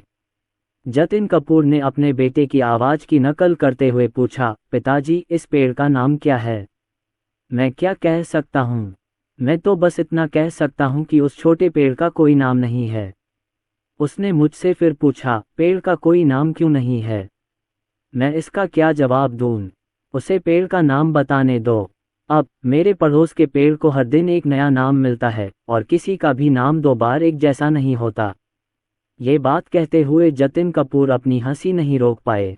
यह एक ऐसी जगह है जहां बच्चे प्यारे हो सकते हैं और कोई भी उन्हें रोक नहीं सकता। जब इस घटना का उल्लेख किया गया तो एक श्रृंखलाबद्ध प्रतिक्रिया घटित हुई। राजेश के बगल में बैठे दूसरे बच्चे ने पूछा, पिताजी इस छोटे पेड़ का कोई नाम क्यों नहीं है? राजेश कपूर ने एक क्षण सोचा और कहा, इसका एक नाम है, लेकिन आप इसे नहीं जानते क्योंकि आप समझ नहीं पाते कि यह क्या कहता है। तनु ने कहा, ओह, और राजेश के स्पष्टीकरण पर विश्वास कर लिया। अवि ने अपना सिर झुकाकर पूछा, तो पिताजी क्यों, मैं आपकी बातें क्यों सुन पा रहा हूँ? क्योंकि हम सब इंसान हैं। छोटा पेड़ भी एक पौधा है और केवल वही लोग सुन सकते हैं जो एक जैसे हैं। रिया ने कहा, बिल्कुल रेनबो और मिट्टू की तरह। राजेश कपूर ने उसे स्वीकृति भरी नज़र से देखा, ये सही है। रिया वाकई बहुत स्मार्ट है। इसमें कोई आश्चर्य नहीं कि बच्चों की देखभाल करते हुए उन्हें बिल्कुल भी थकान महसूस नहीं होती। बहुत अच्छा है मनाने में। जतिन कपूर ने मुस्कुराते हुए पूछा, क्या आप फीनिक्स जाकर देखना चाहेंगे? राजेश कपूर ने विहू को फिर से खिलौने को चुपके से कुतरते हुए देखा और उसे हल्के से थपथपाया। मैं बाद में वहां जाने की योजना बना रहा था। जतिन कपूर खड़े हुए और बोले, चलो अब चलें। एक मिनट रुको, मेरे पास अभी भी कैसरोल में चावल गर्म है, मुझे इसे भरने दो। खाना पैक करने के बाद मैं बच्चों के लिए कुछ फल भी ले आई। फिर उन्होंने जतिन कपूर का पीछा किया। आधे घंटे बाद लोगों का एक समूह फीनिक्स पहुंचा।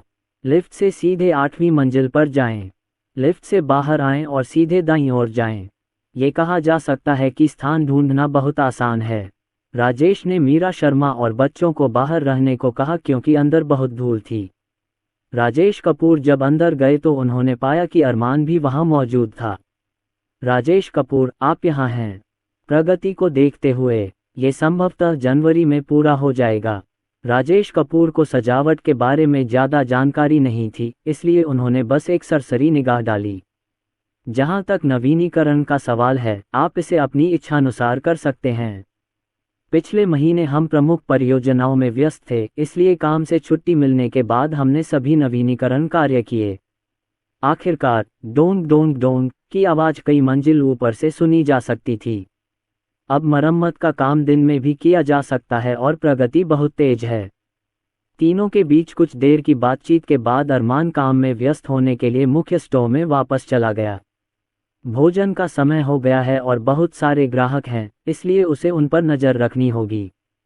इस जगह का नवीनीकरण लगभग पूरी तरह से जतिन कपूर द्वारा किया गया था। इस संबंध में वह कुछ लोगों में सबसे अधिक जानकार हैं।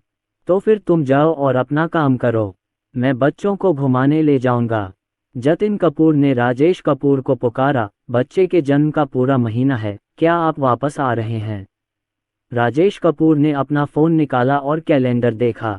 जब वक्त आएगा तब देखेंगे। अगर वो इंसान न भी हो, तोहफा ज़रूर होगा। जतिन कपूर मुस्कुराए और बोले, औपचारिकता की कोई ज़रूरत नहीं है। अगर आप बहुत व्यस्त हैं और वापस नहीं आ सकते तो भूल जाए, कोई बड़ी बात नहीं है। राजेश कपूर मुस्कुराए। जब बच्चे चलना सीख जाते हैं तो वे 1 मिनट भी घुमक्कड़ में नहीं रहना चाहते। बेशक उनमें अभी भी कुछ समझ है, जाने की कब अपना असंतोष व्यक्त करना है। राजेश अभी बात कर रहा था और बच्चे स्ट्रॉलर में आज्ञाकारी ढंग से बैठे थे। अब वे बाहर निकलने के लिए छटपटा रहे हैं। शॉपिंग मॉल रंगीन और चमकदार रोशनी से भरा हुआ है। दंपति उन्हें मॉल के बच्चों वाले क्षेत्र में ले गए। पागल, रिया को छोड़कर बाकी तीनों एरहा के पीछे पिंजरे से बाहर निकल आए। विहू ने चीख मारी, पिताजी, मैं नीचे उतरना चाहता हूँ, मैं नीचे उतरना चाहता हूँ। तनु पीछे नहीं रहना चाहती थी और जल्दी से बोलने लगी, पिताजी, मैं खेलना चाहता हूँ, मैं खेलना चाहता हूँ। अवी ने धीमी आवाज निकाली और घुमक्कड़ से बाहर निकलने की कोशिश करने लगा। राजेश ने रिया को देखभाल के लिए मीरा शर्मा को सौंप दिया। मैंने अपने बैग से शिशु सुरक्षा रस्सी निकाली। इसका एक सिरा बच्चों की कलाई पर बंधा होता है और दूसरा सिरा आपकी अपनी कलाई पर बंधा होता है। एक व्यक्ति कई लोगों की देखभाल कर सकता है। इसे पहन लो और तुम खेलने जा सकते हो। घबराओ मत, सब जल्द ही ठीक हो जाएगा। अब और मत चढ़ो, अगर गिर गए तो रोगे। राजेश खिलौने की दुकान पर आया और अपना घुमक्कड़ रख दिया। फिर वह 3 बच्चे लेकर आया जो हस्की कुत्तों की तरह प्यारे थे। खिलौनों के शहर में इधर उधर दौड़ते हुए। सौभाग्य से वह थक गया था, अन्यथा यदि वे उसे इतना थका देते तो वह मर जाता। मुख्य बात यह है कि वह एक भावनाहीन उपकरण नहीं हो सकता। आपको उन पर नज़र रखने की भी आवश्यकता है ताकि वे बिना अनुमति के किसी चीज़ को छूने या लेने से बचें। और खिलौनों के लिए दूसरे बच्चों से लड़ते हैं। शांत रिया की तुलना में ये तीनों लोग पूरी तरह से सामुदायिक बदमाश हैं। राजेश को अपने साथियों द्वारा धमकाए जाने की चिंता नहीं करनी पड़ती। देखो, तनु ने एक गुड़िया देखी और उसे बाएं से दाएं देखा। वह बहुत खुश था। इसी समय उसके बगल में बैठी लगभग 3 साल की एक छोटी बच्ची की नज़र तनु के हाथ में रखे खिलौने पर पड़ी। उस क्षण का लाभ उठाएं जब व्यक्ति तैयार न हो और उससे बात छीन लें। तनु ने नजरें फेर लीं, अपनी बहन को घूरा जो उससे आधा सिर लंबी थी, और उसे दोनों हाथों से पकड़ लिया। तनु बहुत शोर मचा रही थी और उसने तुरंत विहू और अवी पर ऊंची आवाज में चिल्लाना शुरू कर दिया। वह मेरे खिलौने चुराने की कोशिश कर रही है। विहू और अवी अल्ट्रामैन और ट्रांसफॉर्मर्स देख रहे थे। ये सुनकर वे वहां आ गए। राजेश ने हमेशा उनमें एकता का संचार किया है। लड़कों के रूप में यह उनकी जिम्मेदारी है कि वे अपने दूसरे और तीसरे बच्चे को उत्पीड़न से बचाएं। वे अन्य बच्चों को सक्रिय रूप से परेशान नहीं कर सकते। हालांकि कोई भी उन्हें धमका नहीं सकता। विहू और अवी दोनों लंबे हैं और लगभग 2 साल के बच्चों जैसे दिखते हैं। अवी के मजबूत शरीर का तो जिक्र ही न करें, वह बहुत मजबूत है। अवी गुस्से से चिल्लाया, अपनी बहन के खिलौने मत लो। विहू ने कठोर स्वर में कहा, अगर तुमने फिर चोरी करने की कोशिश की तो मैं तुम्हें पीटूंगा। 3 साल की बच्ची डर गई और भाग गई। आखिरकार इन 3 शिशुओं की गति को कम करके नहीं आंका जा सकता। तभी विहू, जो पैसे कमाने में बहुत अच्छा नहीं था, बोला, इस बुढ़िया की आंखें बहुत बड़ी हैं, बहुत बदसूरत है। अवी ने कहा, स्कर्ट बहुत अच्छी लग रही है। तनु ने चिढ़कर कहा, तो फिर मेरे लिए कोई अच्छा दिखने वाला ढूंढो। विहू ने एक बुढ़िया की ओर इशारा करते हुए कहा, यह अच्छी लग रही है।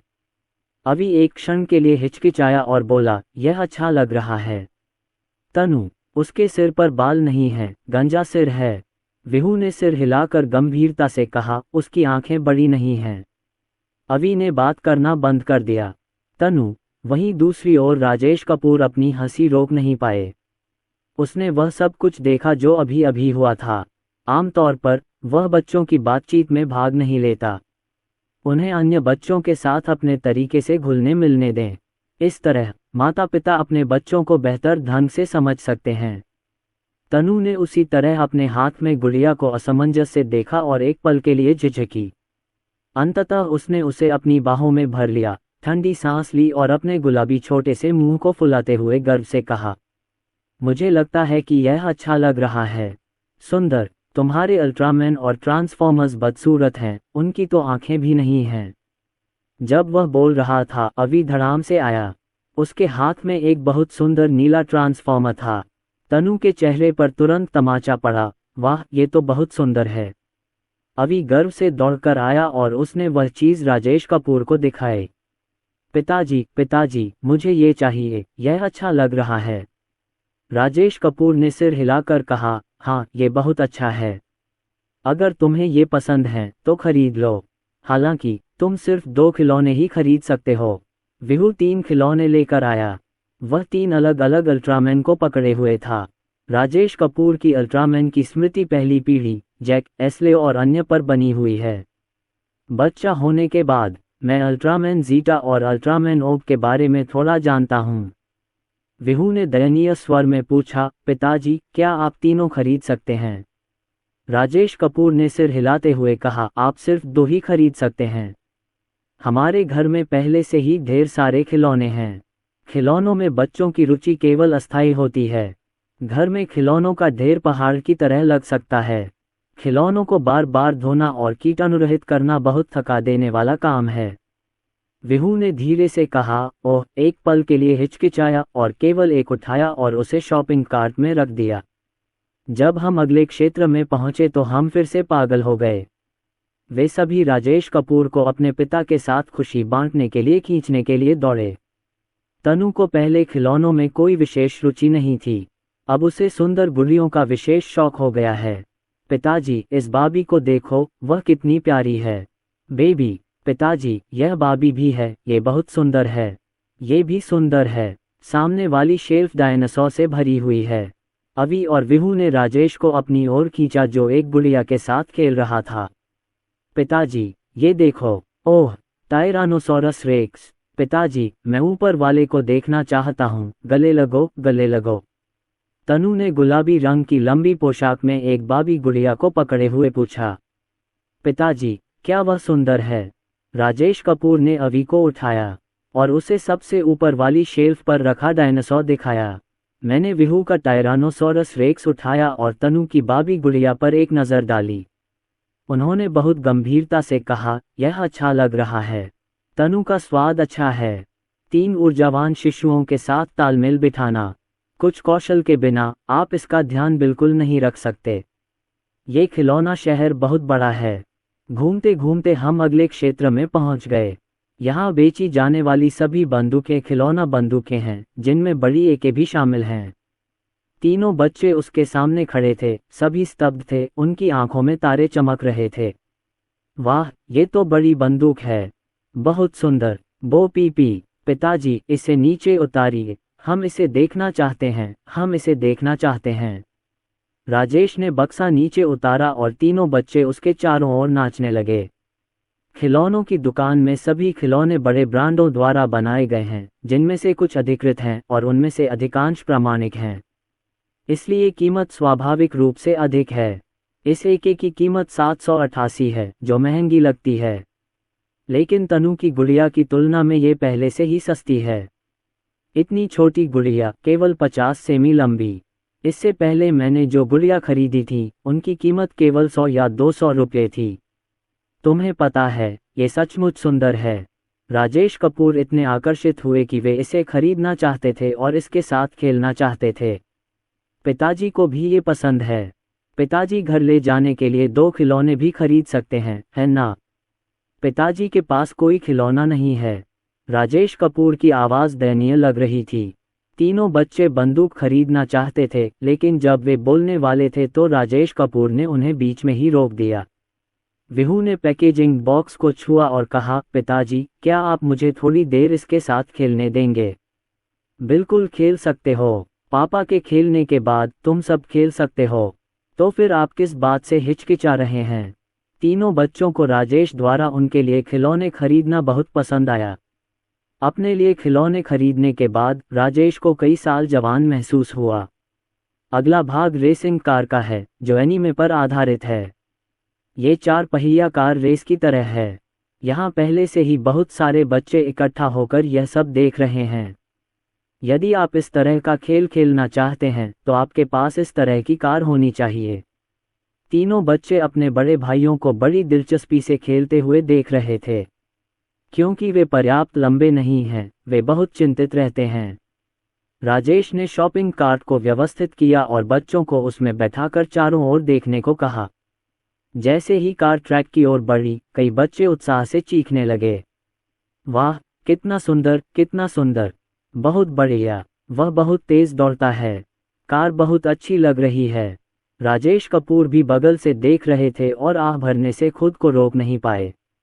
आज के खिलौने सचमुच दिलचस्प हैं, बचपन के विपरीत, जब करने को कुछ भी मज़ेदार नहीं था। फिर मैं कुछ देर तक इधर उधर घूमता रहा। खिलौनों की एक पूरी गाड़ी खरीदी। काफ़ी प्रयास के बाद मैं अंततः घर पहुंच गया। इसके बाद खिलौनों को अलग अलग करने का सुखद क्षण आता है। राजेश कपूर फल काटने के लिए रसोई में चले गए। शिशुओं के अच्छे स्वास्थ्य के लिए कटे हुए फलों को खाने से पहले थोड़ी देर के लिए अलग रख देना चाहिए। चावल को स्टीमर में रखें और मांस को पिघलाने के लिए रेफ्रिजरेटर से बाहर निकालें। जब मीरा शर्मा बच्चों को उनके खिलौने खोलने में मदद कर रही थी, तब उन्होंने सब्जियां भी धोईं। इस समय अवि, तनु और विहू को पता चला कि रिया ने खुद बहुत सारे खिलौने खरीदे हैं। थोड़ा सा उलझा हुआ अवि ने रिया से भावशून्य स्वर में पूछा, तुम्हारे पास इतने सारे खिलौने क्यों हैं? रिया मुस्कुराई और बोली, मेरी माँ ने इसे मेरे लिए खरीदा है। विहू राजेश कपूर को ढूंढने गया। पापा, मेरी बहन के पास बहुत सारे खिलौने हैं। माँ ने ये सब उसके लिए खरीदा है। राजेश कपूर एक पल के लिए स्तब्ध रह गए। सच में? विहू ने भारी स्वर में सिर हिलाया। हाँ। तनु भी दौड़कर आए और बोली, मेरे पास तो केवल 2 खिलौने हैं पापा, मुझे भी ढेर सारे खिलौने चाहिए। अवि ने उत्सुकता से राजेश कपूर की ओर देखा। राजेश कपूर सब्जियां धोते हुए हाथ पोंछ रहे थे। पहले तरबूज खाएं तो कैसा रहेगा? आज खरबूजा भी है। निश्चित रूप से खाने के शौकीनों का सामना करना पड़ेगा। भोजन करने से विषय बदल सकता है। मीरा शर्मा खड़ी हुई और बोली, चलो हाथ धो लें। बच्चे एक कतार में बैठे थे। वे अपना पे पहले ही पी चुके थे और थोड़े भूखे भी थे। खाने के बाद दंपति उन्हें हाथ धुलवाने के लिए ले गए। चलो पापा, चलो ट्रैक पर चलते हैं और कारों के साथ खेलते हैं। मीरा शर्मा भी मदद के लिए आईं। बच्चे चारों ओर इकट्ठा हो गए और पैकेजिंग को उत्सुकता से देखने लगे। राजेश कपूर ने इसे खोलने के बाद निर्देशों को पढ़े बिना ही सीधे कौशल का उपयोग किया। मीरा शर्मा ने अभी अभी निर्देश पढ़ना समाप्त किया है। वहां पर राजेश ने पहले ही रनवे तैयार कर लिया है। रनवे को बिजली उपलब्ध कराने की आवश्यकता है। मैं बैटरियां ढूंढने जाऊंगा। मीरा शर्मा बैटरियां ढूंढ कर नीचे आईं। राजेश और बच्चे दोनों दौड़ने वाली पटरियों के चारों ओर कतार में बैठ गए। बैटरियां स्थापित की गईं और रनवे पर त्वरण बेल्ट घूमना शुरू हो गया। एक रनवे में 2 त्वरण बेल्ट होते हैं, जो 8 के आकार का एक बंद लूप बनाते हैं। राजेश कपूर मुस्कुराए और बोले, ठीक है, चलो शुरू करते हैं। बच्चे प्रयास करने के लिए उत्सुक हैं। 4 पहिया वाहन को ट्रैक पर रखें और स्विच को जोर से दबाएं। कार को हवा में उड़ाया जाएगा। वह एक वृत्त में घूमेगी और अंततः रनवे पर उतरेगी। कुछ देर तक चलने के बाद गति में तेजी के साथ उछाल भी आया। पहले नंबर पर राजेश है, उसके बाद अवि और तनु हैं। दूसरा ट्रैक रिया और विहू के लिए है। रिया को भी बहुत मज़ा आया। ये बहुत मज़ेदार है, ये दिलचस्प है। मैं करूँगा, अब मेरी बारी है। मेरी कार बहुत सुंदर है, मुझे ये बहुत पसंद है। पिताजी बहुत अच्छे हैं। राजेश कपूर ने समय देखा और 4 पहिया कार मीरा शर्मा को सौंप दी। आओ माँ, थोड़ी देर खेलने आओ। पापा खाना बनाएंगे। राजेश कपूर ने 4 पहिया वाहन मीरा शर्मा को सौंपते हुए कहा, प्रिय, ये काफ़ी दिलचस्प है, आप इसे आजमा सकती हैं। अच्छा। राजेश कपूर रसोई में खाना बना रहे थे और उन्हें लिविंग रूम से आती हंसी की आवाज़ें सुनाई दे रही थीं। संभवतः सुखी जीवन ऐसा ही होता है। बच्चे आधे घंटे तक मस्ती करते रहे। मीरा शर्मा ने कहा कि वह इसे बर्दाश्त नहीं कर सकती। बच्चे इतने ऊर्जावान हैं कि वह उनके साथ तालमेल नहीं बिठा पाती। सोफे पर बैठे हुए और थोड़ी देर लेटने की इच्छा हुई। जैसे ही मैं बैठा, रिया एक खिलौना लेकर आए और पूछा, माँ, क्या हम ये खेलें? ठीक है, मैं चाहता हूँ कि माँ निर्देश पढ़ें। आजकल बच्चों के खिलौने बहुत ही उच्च गुणवत्ता वाले होते हैं और कई प्रकार के होते हैं। मीरा शर्मा कुछ देर तक हिचकिचाती रहीं, उन्हें कुछ समझ नहीं आया। रिया का हाथ पकड़कर वह रसोई में चला गया। चलो पिताजी से पूछते हैं। प्रिय, तुम इस बड़े लंड का क्या करती हो? निर्देशों में लिखा है कि मुर्गा बांग देता है, लेकिन मैंने इसे कई सालों से आजमाया है, लेकिन मुझे कोई आवाज़ सुनाई नहीं दी। क्या ये कोई खराब मुर्गा हो सकता है? रिया ने उत्सुकता से राजेश कपूर की ओर देखा। राजेश कपूर ने रिया को दिलासा देते हुए कहा, चिंता मत करो, देखते हैं। राजेश कपूर ने निर्देश पढ़े, कुछ देर तक उनका अध्ययन किया और फिर मुस्कुरा दिए। उसने मुर्गे के पेट के नीचे से एक अंडा निकाला। तभी मुर्गे ने बांग दी। मुर्गी बांग दे रही है। रिया ने उत्सुकता से पूछा, पिताजी, यह अंडा कहाँ से आया?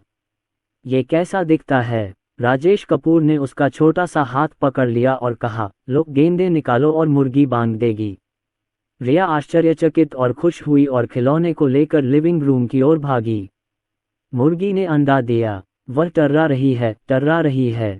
मीरा शर्मा के पास कहने के लिए शब्द नहीं थे। मैंने तो बस इतना कहा था कि अंदर कुछ है, और निर्देशों में स्विच ऑन करने को कहा गया था। आजकल खिलौने सचमुच विविध और कल्पनाशील हैं। राजेश कपूर ने सिर हिलाया। बेशक, जब हम बच्चे थे तो हमारे पास खेलने के लिए इतने सारे विदेशी खिलौने नहीं थे। प्रिय, तुम खाना बनाओ, मैं बच्चों की देखभाल करूंगी। थोड़ी देर बाद रिया दौड़ती हुई आई। जैसे कोई खजाना दे रही हो, उसने अपने हाथ में रखा खिलौना राजेश को दिखाया। पिताजी, देखिए, क्या यह अच्छा है? राजेश कपूर ने गौर से देखा कि यह एक रंगीन गेंडा था, जिसकी कारीगरी उत्कृष्ट थी और जो दिखने में सुंदर था।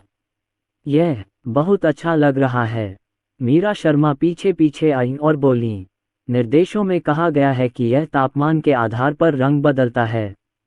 ये सुनकर राजेश कपूर ने यूनिकॉर्न को लिया और पानी के नीचे गोता लगा दिया। निश्चित रूप से अभी अभी आसमान का नीला रंग बैंगनी हो गया है। रिया ने आश्चर्य से अपनी आंखें चौड़ी कर लीं और खजाना देने के लिए दौड़ा। घोड़े रंग बदलेंगे, वे रंग बदलेंगे।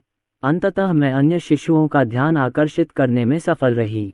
बैंगनी रंग नंगी आंखों से देखी जा सकने वाली गति से पुनः नीले रंग में बदल गया। इस पैक में अलग अलग रंगों के 4 यूनिकॉर्न और अंत में एक जादू की छड़ी है। राजेश कपूर ने एक बेसिन में थोड़ा पानी इकट्ठा किया।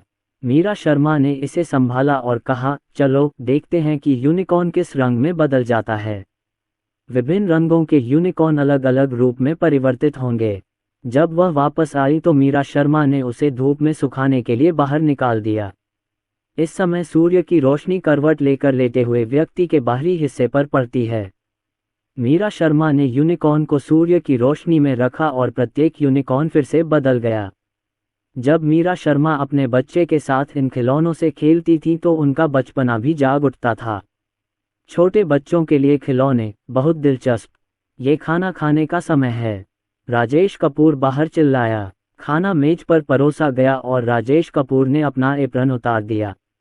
मीरा शर्मा जल्दी से बच्चों को हाथ धुलवाने ले गईं और फिर खाना खाने आईं।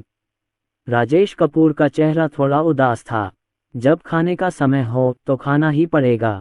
खाने के बाद खेल सकते हो, समझे? जब बच्चों ने देखा कि राजेश दुखी है तो सबने अपनी गर्दनें सिकोड़ लीं। रिया फुसफुसाई, पिताजी, क्या आप नाराज हैं? राजेश ने पूछा, तुम्हारा क्या विचार है? रिया की आंखें लाल हो गईं और वह मुंह बनाकर फुसफुसाया, मैं गुस्से में हूं। राजेश कपूर ने नीचे बैठते हुए उससे पूछा, अगली बार जब पिताजी तुम्हें खाने के लिए बुलाएंगे तो तुम्हें आज्ञाकारी होकर आकर खाना होगा, ठीक है? 3 खजानों के आंसू मोतियों की तरह हैं जो क्लिक के साथ नीचे गिर रहे हैं। जानता था। राजेश कपूर। घर पर छोटी राजकुमारी डर गई और रोने लगी। ठीक है, अगर छोटी राजकुमारी रोएगी तो वह सुंदर नहीं लगेगी। चलो खाओ। रात के खाने के बाद राजेश कपूर बर्तन धोने चले गए। मीरा शर्मा ने उन्हें कहानी की किताबें पढ़कर सुनाईं। ये कहानी की वह किताब है जो मैंने आज बच्चों के लिए एक किताब की दुकान से खरीदी थी।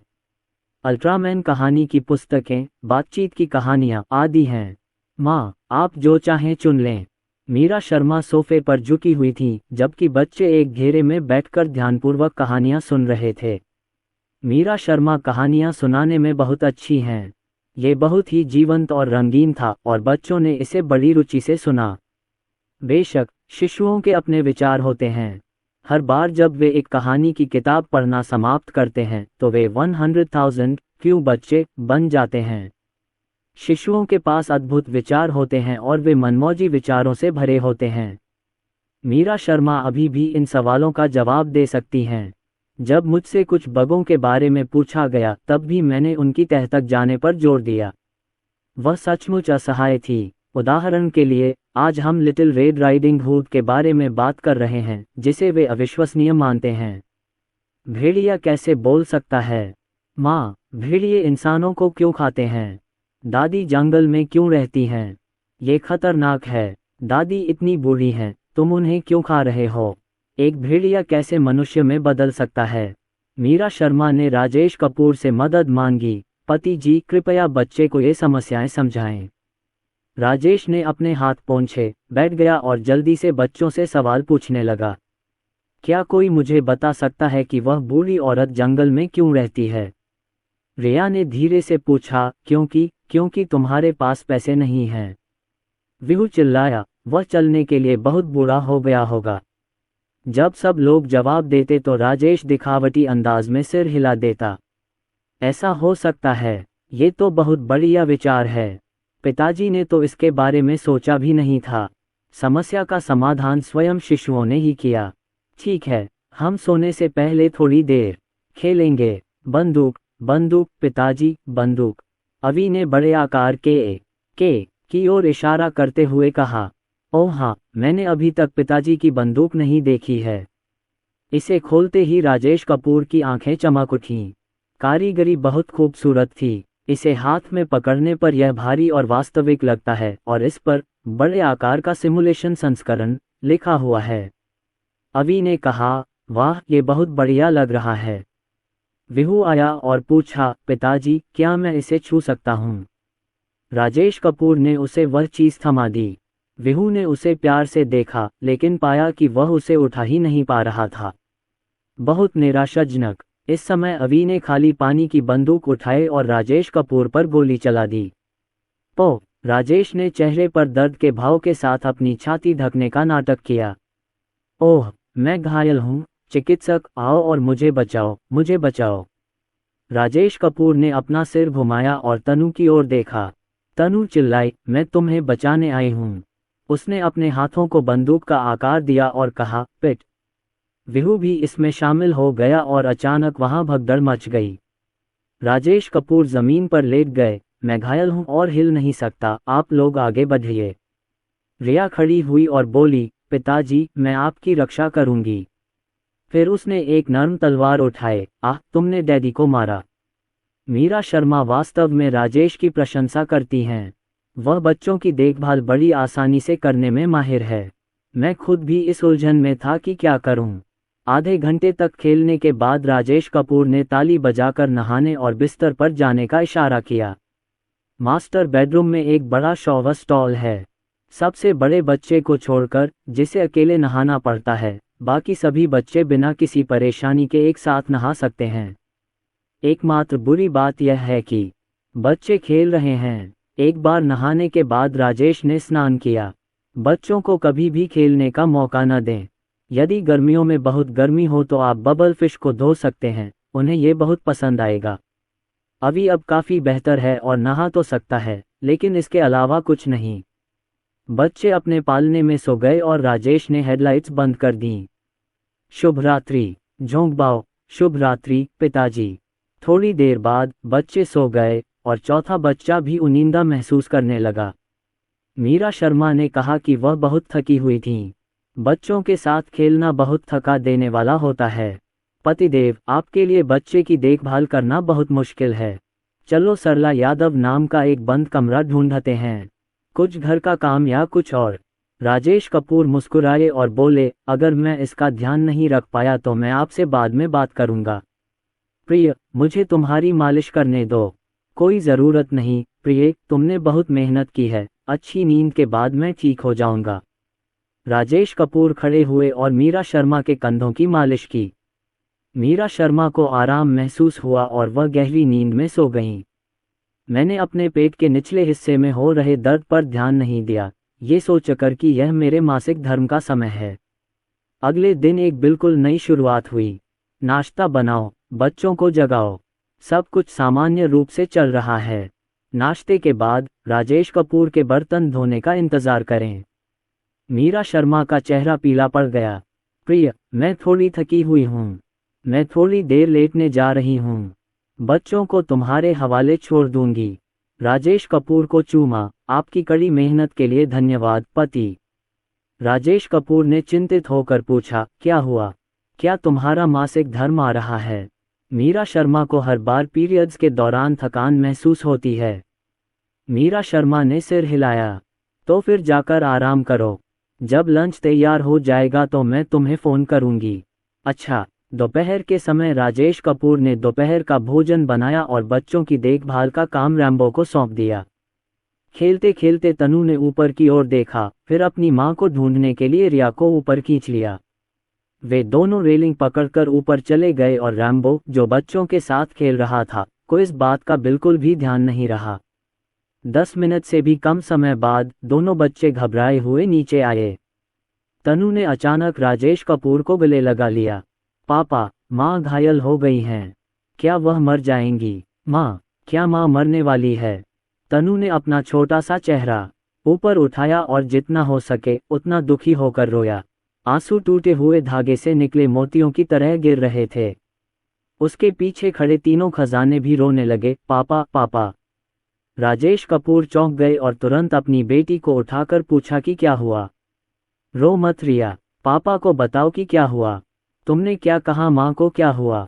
राजेश कपूर एक बच्चे को गोद में लिए ऊपर की ओर चले गए। माँ, खून, घायल। रिया अपेक्षाकृत शांत रही। माँ को खून बह रहा है। हमने देखा है, खून बहेगा। क्या चल रहा है? राजेश कपूर जब बेडरूम में पहुंचे तो वे डरे हुए और घबराए हुए थे। तभी मैंने देखा कि मीरा शर्मा बाथरूम से सुरक्षित बाहर निकल रही है और तनु और रिया को उलझन भरी निगाहों से देख रही है। क्या हुआ? तुम इतने उदास होकर क्यों रो रहे हो? रिया ने गले लगाने के लिए हाथ बढ़ाया। मीरा शर्मा अपनी बेटी को गोद में लेकर आश्चर्य से राजेश कपूर की ओर देखने लगी। राजेश कुछ कह पाता उससे पहले ही रिया रोने लगी और पूछने लगी, माँ, आपको खून बह रहा है? क्या आपको चोट लगी है? क्योंकि वह रो रही थी, मीरा शर्मा को पता नहीं चला कि रिया क्या कह रही थी। बेबी, अभी मत रो, मम्मी से बात करो। राजेश कपूर ने जवाब दिया। तनु ने कहा था कि आपको खून बह रहा है और चोट लगी है और वह आपके बारे में चिंतित थी। फिर उसने चिंता से पूछा, क्या तुम ठीक हो? मीरा शर्मा तुरंत शर्मा गईं। मैं घायल नहीं हूँ, मैं ही आया था। जब मैं सो रहा था तो मुझे इसका पता ही नहीं चला। मुझे लगता है बच्चों ने इसे देख लिया होगा। राजेश कपूर अचानक बोल नहीं पाए, तो यह ऐसा ही है। मीरा शर्मा ने अपनी बेटी की ओर देखा जो उसके लिए चिंतित थी। दूसरे खजाने को चूमो, फिर तीसरे खजाने को चूमो। रो मत, ये खून नहीं है और मम्मी को चोट भी नहीं लगी है। यह एक पेंटा ब्रश है। माँ सोते समय गलती से अपने कपड़ों पर गिर गई। देखो, माँ अब ठीक है ना? इतना कहने के बाद मीरा शर्मा ने दोनों बच्चों को देखकर बड़ी मुस्कान दी। रिया ने सिसकते हुए पूछा, सच में? राजेश ने तुरंत कहा, बिल्कुल सच है, देखो माँ ठीक हैं। रिया ने अपना सिर मीरा शर्मा की गर्दन में दबा लिया और बोलना बंद कर दिया। मीरा शर्मा ने उसे सांत्वना दी। अच्छी रहो रिया, मम्मी अपना अच्छा ख्याल रखेंगी और उन्हें कोई चोट नहीं लगेगी। माँ हमेशा तुम्हारे साथ रहेगी। तनु, मम्मी हमेशा तुम्हारे साथ रहेंगी। मीरा शर्मा के बार बार सकारात्मक जवाब सुनने के बाद तनु और रिया का दुख खत्म हो गया। इसे बच्चों के बीच रखें और थोड़ी देर बाद फिर से हंसें। बच्चे ऐसे ही होते हैं, उनकी भावनाएं आती जाती रहती हैं। हालांकि मीरा शर्मा को बहुत शर्मिंदगी महसूस हुई। राजेश कपूर ने उसके लिए ब्राउन शुगर वाला पानी बनाया। कैसा लग रहा है? मीरा शर्मा ने धीरे से कहा, कोई बात नहीं, शुक्रिया पतिदेव। तनु और रिया द्वारा परेशान किए जाने के बाद लोग अधिक ऊर्जावान भी हो जाते हैं। आज मौसम अच्छा है और बच्चे आंगन में खेल रहे हैं। राजेश और मीरा शर्मा भी उनके साथ थे। फोन की घंटी बजी। जतिन कपूर और उनका परिवार मिलने आया था। लंबी छुट्टियां लगभग खत्म हो गई हैं और हम अपनी पूर्णिमा पार्टी की तैयारी कर रहे हैं, इसलिए मैं बच्चों को भी साथ ला रही हूँ। मेरठ में प्रसव के बाद प्रसूति काल 40 दिनों तक रहता है। यह शालिनी कपूर का दूसरा बच्चा था, इसलिए उन्हें लंबे समय तक बिस्तर पर रहना पड़ा। मैं कुछ दिन पहले ही कारावास से बाहर आया हूँ। मीरा शर्मा ने चेहरे पर सौम्य भाव लिए हुए शालिनी कपूर से बच्चे को ले लिया। वह पीछे मुड़कर सोचने से खुद को नहीं रोक सकी। जन्म के बाद बच्चे कैसे दिखते हैं? जब चारों बच्चों ने बच्चे को देखा तो वे उत्सुकतावश उसे देखने के लिए एकत्रित हो गए। मीरा शर्मा ने बच्चे की रक्षा करते हुए कहा, आप उसे केवल देख सकते हैं, छू नहीं सकते। क्योंकि आजकल बच्चे बहुत नाजुक होते हैं, आप जानते हैं। आप 1 वर्ष के बच्चे पर बहुत अधिक बल का प्रयोग नहीं कर सकते, और यदि आप बच्चे को चोट पहुंचाते हैं तो ये ठीक नहीं है। माँ, वह भाई है या बहन? यह मेरा छोटा भाई है। वह इतना छोटा क्यों है? शौशौ कहता है कि वह मेरे जितना बड़ा भी नहीं है। हाँ, क्योंकि वह केवल 1 महीने का है और तुम पहले से ही 1 साल की हो। उसके तो दांत ही नहीं हैं। वह क्या खाता है? दूध पी। उसका नाम क्या है? मुझे इस बारे में नहीं पता। मीरा शर्मा ने बच्चों को आते देखा और जल्दी से बच्चे को शालिनी कपूर को लौटा दिया। आओ, मम्मी को अपना बड़ा बच्चा गोद में लेने दो। अवी को उठाओ और उसे चूमो। तनु ने तुरंत कहा, मैं भी मम्मी की सबसे बड़ी बच्ची हूँ। मैं तनु हूँ। आओ, इन्हें एक एक करके चूमो। ये सब मेरे खजाने हैं। यहाँ मीरा शर्मा बच्चों के साथ खेल रही थी। उसी दौरान प्रवीण कपूर और उनके दोस्त वहाँ आए हुए थे। जतिन कपूर और राजेश कपूर ने स्टोव की नवीनतम स्थिति के बारे में बात की। जियाओवन अकेले बाहर स्लाइड पर खेल रही थी। मीरा शर्मा मुस्कुराई और बोली, तुम लोग भाई जियाओवन के साथ खेलने जाओ। क्या आपको लगता है कि अगर आप बाहर जाकर खेलेंगे तो सब ठीक रहेगा? मीरा शर्मा को देखना पड़ा और शालिनी कपूर अगले बिस्तर से देख रही थीं। शालिनी कपूर ने पूछा, आपने इस विला के लिए कितना भुगतान किया? मीरा शर्मा ने सिर हिलाते हुए कहा, पता नहीं, राजेश कपूर ने ही इसका इंतजाम किया था। उसकी नज़रें बच्चों पर टिकी रहीं। जियाओवन इस वर्ष किंडरगार्टन में है और अन्य शिशुओं की तुलना में 1 सिर लंबा है। वह जतिन कपूर की तरह मोटा और मजबूत है। मीरा शर्मा को डर था कि खेलते समय उन्हें पसीना आएगा और सर्दी लग जाएगी, इसलिए वह पसीना रोकने वाला तौलिया लेने चली गईं। इसे भी छोटे कुशन पर रखें। शालिनी कपूर का व्यक्तित्व ठंडा है और मीरा शर्मा का भी, इसलिए मूलतः उन दोनों के पास बात करने के लिए कुछ भी नहीं था। मीरा शर्मा ऐसी अभिनेत्री हैं जिन्हें आगे बढ़ने के लिए प्रिया और हिना वाधवा जैसे जीवंत व्यक्तित्व की जरूरत है। शालिनी कपूर ने बच्चे को अपनी तीसरी मौसी को सौंपते हुए कहा, मैं विला का निरीक्षण करने जा रही हूँ। राजेश कपूर बोले, तीसरी आंटी, बच्चे को सोफे पर लिटा दो। सोफा बहुत चौड़ा है, काफी बड़ा है और विशेष रूप से नर्म नहीं है। इस पर सोते समय लोगों को असुविधा महसूस नहीं होगी। प्रवीण कपूर ने आह भरते हुए कहा, इस विला की कीमत कम से कम करोड़ों में होगी। इस दौरान प्रवीण कपूर भी व्यस्त रहे और नवीनीकरण की प्रगति पर नजर रखने के लिए अक्सर फीनिक्स जाते रहे। वैसे भी करने को कुछ नहीं है और महिलाएं बच्चों की देखभाल कर लेंगी, इसलिए मुझे इसमें शामिल होने की जरूरत नहीं है। इसके कारण लोगों का रंग भी काला पड़ जाता है। राजेश कपूर विशेष रूप से बिक्री विभाग में पूछने गए। उनके विला की कीमत 18.88 मिलियन है, जो लगभग 20 मिलियन है। इसमें कोई आश्चर्य नहीं कि सुनीता कपूर ने उस समय इतनी कड़ी प्रतिक्रिया व्यक्त की। ऐसा क्यों न हो, हम पूर्णिमा की पार्टी आयोजित कर लें, जबकि हमारी लंबी छुट्टियों में अभी 2 या 3 दिन बाकी हैं। प्रवीण कपूर ने अपनी पत्नी से पूछा। तीसरी चाची मुस्कुराई और बोली, आप इसका प्रबंध कर सकते हैं। जतिन कपूर ने भी सहमति जताते हुए कहा, ठीक है, मैं देखूंगा कि अगले कुछ दिनों में कोई अच्छे दिन आते हैं या नहीं। पूर्णिमा पार्टी जैसे उत्सव के अवसर के लिए निश्चित रूप से हमें पंचांग की जांच करनी होगी। जतिन कपूर ने एक नज़र देखा और कहा, क्या संयोग है, कल का दिन अच्छा है, बाकी दिन उपयुक्त नहीं है। प्रवीण कपूर ने मेज पटक कर कहा, तो कल